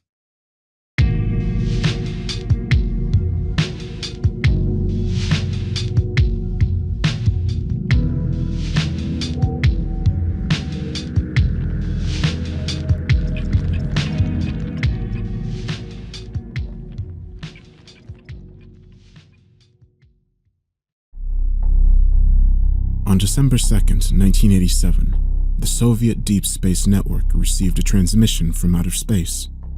It was the first picked up by the Galanaki RT-70 radio telescope, and soon confirmed by other telescopes within the system. The signal, which was repeated every day for about 2 weeks, came from the KIC 846-2852, today more famously known as Tabby's star. It's an F-type main sequence star located in the constellation Cygnus, approximately 1,470 light-years from Earth. Unusual light fluctuations of the star, including up to a 22% dimming in brightness, were discovered by citizen scientists as part of the Planet Hunters project. These observations puzzled the scientific community, which has yet to explain what kind of natural phenomenon could cause such a massive dip in brightness in a star. My team, however, wasn't as surprised. Given the transmission and the nature of its content, we felt confident that the dimming of Tabby's star must have been a result of some kind of artificial megastructure, such as a Dyson swarm. The transmission contained 2 datasets. The first set was a mathematical blueprint of a large rectangular structure resembling a door frame, and the second one was a date, communicated to us with the help of a number of illustrations of our solar system, where the planet's orbits around the sun were used to indicate the passage of time. It only took us a week to figure out which date it was, November 18th, 2019. But we weren't able to figure out what would happen on that date. Although, as you can probably guess, by now we know. We spent decades trying to build the structure, and almost lost our funding several times, especially after the collapse of the Soviet Union, but slowly, but surely, we kept trying, and trying, and trying. And then, around the same time Tabby's star began appearing in the media, we finally finished it. It looked sublime. A giant gateway standing at the center of our Siberian facility in the middle of nowhere. It didn't have any visible features, except a hole at the top, but it consisted of billions of intricate circuits, cooled down to around -460 degrees, and it was powered by a small nuclear reactor. Even though the entire facility felt as cold as Antarctica, not just because of the dilution refrigerators, but also the harsh weather outside, I was still sweating when we were about to turn the power on for the first time, but nothing happened. No matter what we tried, we couldn't get it to do anything. For years, all we could do was monitor it. It was disappointing, especially after all the hard work we had put into it. Our last hope was the mysterious date, and after it had come to pass, everything changed. On Monday, November 19th, 2019, at 23:54 KART, an object entered Earth's atmosphere above the Pacific Ocean. To the unexpecting astronomers around the globe, it looked identical to a small meteor. We knew better, though, and a Lada-class submarine was deployed with me on board, together with the rest of the crew. The object came down on Disappointment Island, an uninhabited island in the Auckland Islands archipelago. It felt surreal stepping ashore, not knowing what kind of alien artifact we would find there. It was during the hour of fading twilight when we arrived, and the birds swarming the island as if in apprehension aroused an eerie sensation crawling up my spine. We found the object inside a crater. It was spherical, about as large as a pool ball, and its surface looked like the surface of the giant structure we had built in Siberia. Unlike our construction, however, this dark sphere was active. It took some time for us to understand that, though, since its activity was only audible. Quiet, I said to the soldiers that had stepped ashore with me. listen. None of us moved a muscle while we stood around the crater. There was an echo of slow, dragging footsteps coming from the sphere. It didn't sound like a recording, more as if we heard something actually happening in front of us, if that makes sense. The footsteps stopped for a minute and then continued until they faded out completely. After that, at least as far as we could hear beneath the agitated birds on the windy island, a brave soldier volunteered to touch the sphere, making sure it was safe, and after that, we moved it to the submarine. It wasn't as heavy as it looked, just as if it was hollow. During our entire voyage back to Russia, I sat next to the sphere, listening carefully. It was mostly silent, but now and then I could hear the echo of something that reminded me of metal scraping against metal, although I couldn't explain what it was that I heard, or by which means I could hear it. It still felt ominous and foreboding. Back at the freezing facility, we soon discovered that the sphere would fit perfectly within the hole at the top of the structure, and thus that it was what had been missing all these years, the last piece of our puzzle. It has traversed through space for more than 1,000 years, my colleague and dear friend Dmitri told us, although we all already knew. Alexander, he said and looked up at me from his wheelchair. I nodded. Amazing. Sonia, our chief engineer, said. Alien footsteps from 1,000 years. I cleared my throat, interrupting her. I'm not so sure these sounds are recordings, and looked at my colleague's uncertain eyes. There have been no repetitions thus far, I continued. Every sound we've heard has been unique, and several hours have passed. What are you trying to say? Dmitri asked, anticipating an answer beyond his wildest imagination. Are you suggesting... Well, it's just a thought, a hypothesis at best, but I think we have to consider that the sound has something to do with the obvious function of this black orb. The structure is clearly meant to be a doorway, and this spherical component, as you all probably think as well, is most likely what will open the doorway, what will connect our world to their world. You mean this thing is already connected to... Sonia began without finishing. I bit my frozen lip nervously, collecting my thoughts. If I would have to guess, I would say it's entangled with an identical object on the other side on a quantum level, somehow allowing us to hear what is happening 1,000 light years away in real time. And although it's beyond our knowledge how, I do believe that it is through this entanglement that the sphere will allow us to go there. Perhaps in an instant if we were to place it inside the hole at the top of the structure. We all felt the pressure of fate, perhaps the fate of mankind on our shoulders. If this is true, Dmitri whispered, it means that it goes both ways. Oh my god, Sonia said with a trembling voice. They can hear us.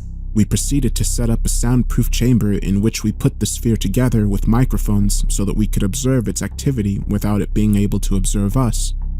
While we studied it, trying to find as many clues as possible about what to expect on the other side, we began talking about what to do next. At this point, the higher-ups in the Russian Space Forces and even the government had suddenly become extremely interested in our little underfunded team of engineers and researchers. They sent in analysts, diplomats, and generals who all wanted their say in the matter of how to proceed. I will not dwell on the politics of it all, but it quickly became a mess, and its first victim was unsurprisingly the scientific method.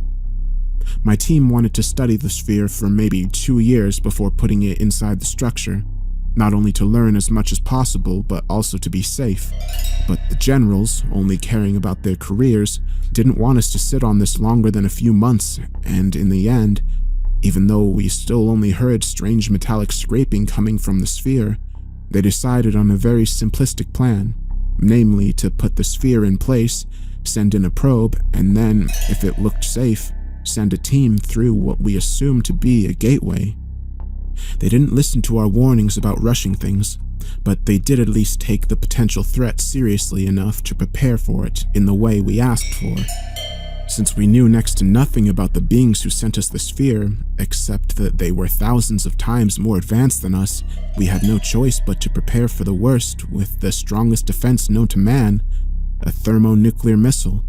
Seeing the PC-28 catmap being rolled into the facility prior to opening the gateway was a menacing sight to behold. If something hostile were to enter from the other side, the bomb would be detonated and obliterate everything in the area. In the middle of June this year, a crane lifted the sphere up to the top of the structure. I stood next to Dimitri and the rest of my team down at the floor, alarmingly close to the armed missile. I looked at the young soldiers next to it who had been given the assignment to trigger it in the worst-case scenario. I asked myself, were they really prepared for death at their tender age? And then I thought, if so, how brave? If not, how foolish? The structure was surrounded by military guards with dogs, while the general stood on an impromptu observation deck a few hundred meters away. The probe we intended to send in was a rover sent to us from Roscosmos. A female voice spoke through the PA system and echoed through the cold facility. There might have been a way for us to avoid noise around the sphere, but since we had been ordered to go through with the mission so quickly, we hadn't had the time. This meant that everything said on our side, especially the instructions being delivered through the speakers, could be heard on the other side. It was reckless to say the least. As suspected, the sphere fit perfectly in the hole at the top of the structure. We didn't know what to expect, but we all expected something. A silence fell upon all of us. I didn't even dare to breathe, but nothing happened.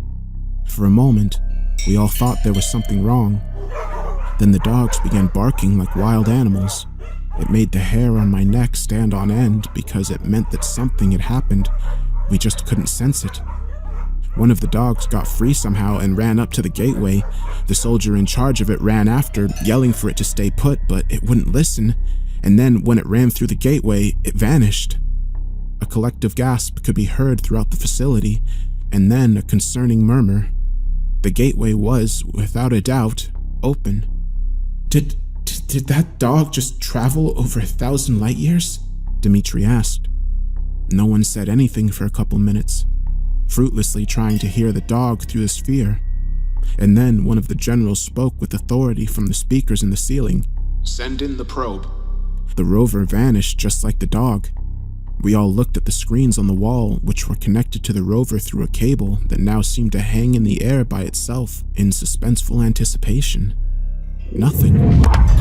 There was a crash coming from the sphere, and then everything went silent again. I gulped out of anxiety. We debated what might have happened, but of course, there was no way for us to know.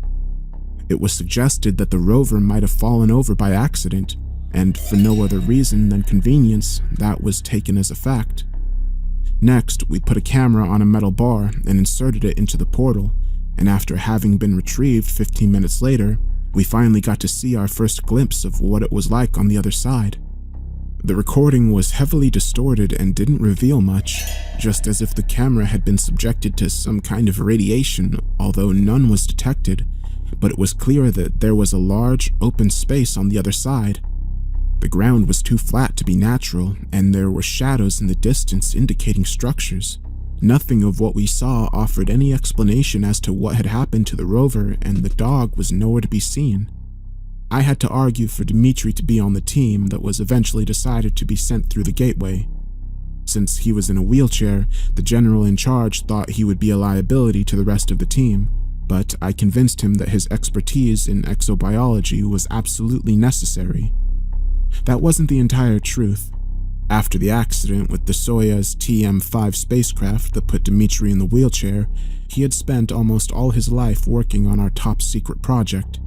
I would be damned if he, my best friend, wasn't allowed to see the fruits of his own labor, and thus I proudly helped him inside the spacesuit. Now you'll get to be the cosmonaut you were always meant to be, I said with a smile on my otherwise weather-beaten face. We'll make history together, just like we used to back in the day. For the motherland, eh? He said and laughed himself into a coughing fit. I think I need a drink. After this, I said. We will have deserved it. Aside from myself and my small team of scientists, a group of highly trained commando frogmen was assigned to assist us. Their presence didn't make me feel any safer. Whatever waited for us on the other side, if they greeted us with hostility, we wouldn't stand a chance. We were nothing more than pesky ants walking in through the front door of a house beyond our comprehension. Standing in front of the large gateway, all suited up, enhanced the sensation considerably. While saluting the generals on the observation deck, a female choir sang the national anthem. All this splendor, I whispered to Dmitri and patted his shoulder, only to cover up how infinitesimally small we are beneath the ancient secrets we're about to uncover. The commando next to me had to struggle in his spacesuit to make the sign of the cross. I nodded at him and smiled in an attempt to inspire some confidence. He didn't need to know that his gun would be useless.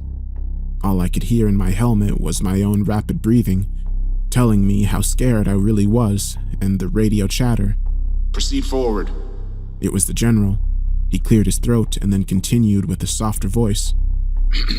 Make Russia and the whole of mankind proud. I took a deep breath. Dmitri grabbed the wheels of his chair and pushed his way toward the gateway. I hesitated for a second and looked at the people behind me. The fact that they would be over 1,000 light years away from me in a few minutes was almost impossible to wrap my mind around. Alexander, it's time, Sonia said. I helped her carry a metal crate with equipment. It made me feel somewhat safer, somehow, to walk next to her. Even though the spacesuit protected against the cold, I could still feel the extreme temperature coming from the frozen gateway. The gold helmet attached to my visor fogged from my icy breath. We all stepped right in front of the invisible threshold. That minute felt like hours. All I could see behind the gateway was the wall at the other end of the facility. There were no visual cues at all, not even the slightest vibration in the air. It made what was about to happen even harder to believe. No one said anything. The commandos made sure their guns were ready to fire. I looked at Sonia, but I couldn't see her face behind the visor. Well then, Dmitri finally said, Godspeed, comrades. That became the unofficial go, and we stepped over the threshold. The transition was seamless. A crack in the radio was the only indication that something had happened, cutting off our contact with Earth. For some reason, the radio signals couldn't penetrate the gateway. A wondrous sight greeted us. A star filtered through a partly cracked, orange-tinted dome that covered the entire sky, shone down on a dark and silent cityscape filled with skyscrapers taller than anything ever built on Earth. They were all black silhouettes against the rising sun. Outside of the dome, tons of twisted metal and enormous chunks of broken structures floated through space. Two things became immediately clear to us after seeing this: that we were standing on a space platform large enough to allow for its own gravity, indeed part of an attempted Dyson swarm, and that at some point between when the message was sent to Earth and now, their entire civilization was either abandoned or destroyed. Another enormous platform came into view, solemnly rising at the horizon like a black flower and casting a giant hexagonal shadow on top of us. It was ripped apart in the middle by unimaginable ancient forces letting through a sunbeam that illuminated the landscape in front of us. Large steps climbed down from the gateway, and the rover we had sent through lay crashed against the ground beneath them. The gateway stood at the edge of a large, oval square that was surrounded by identical gateways, indicating that the people who built this civilization had sent out many messages to the stars and patiently waited for answers. The dog came running toward us from the middle of the square, proving that the platform was pressurized and filled with oxygen.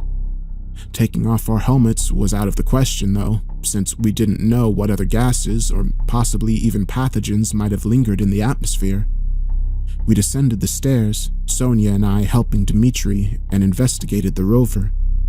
It had clearly fallen down the stairs, just as we suspected, but there was also a set of small holes in its side that we couldn't explain. The dog wagged its tail when it reached us. One of the commandos bent down and patted it on its head. He looked at her tag. Good girl, he said and laughed. Her name is Aliona, a true hero. I have a bad feeling about this place, Dimitri said. I mean, what happened here? All these gateways, just waiting to be connected to some faraway world. Look, I said and pointed at one of the gateways at the other end of the square. That one's broken, almost as if it was blown up.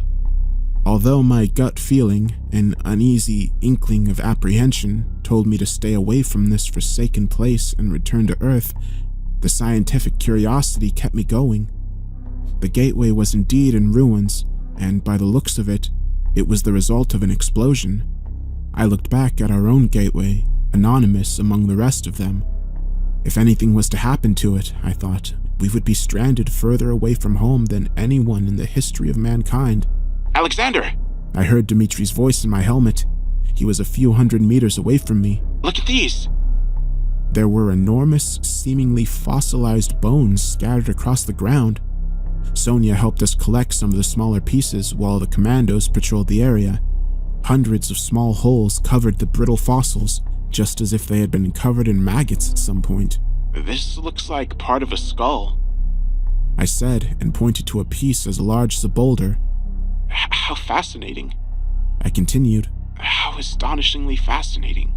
Its size might explain why the gateways are so large, Dimitri said. They might have used their own size as a point of reference. I have a theory.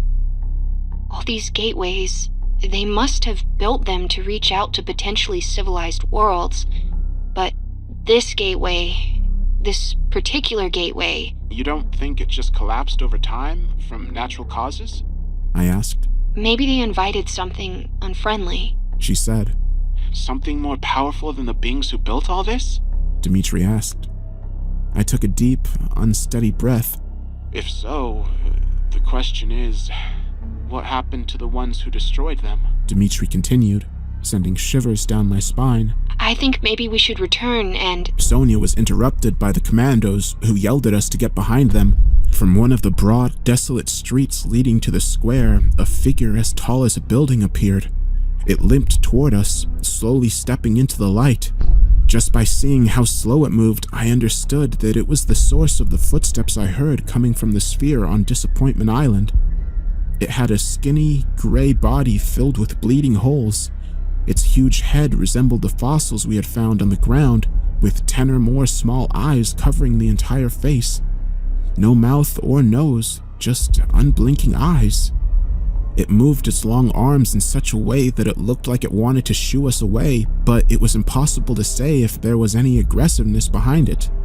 Mother of God, Dimitri said. This isn't right. Please, Alexander, take me back. The dogs barked furiously, and the commandos prepared to fire out of pure panic.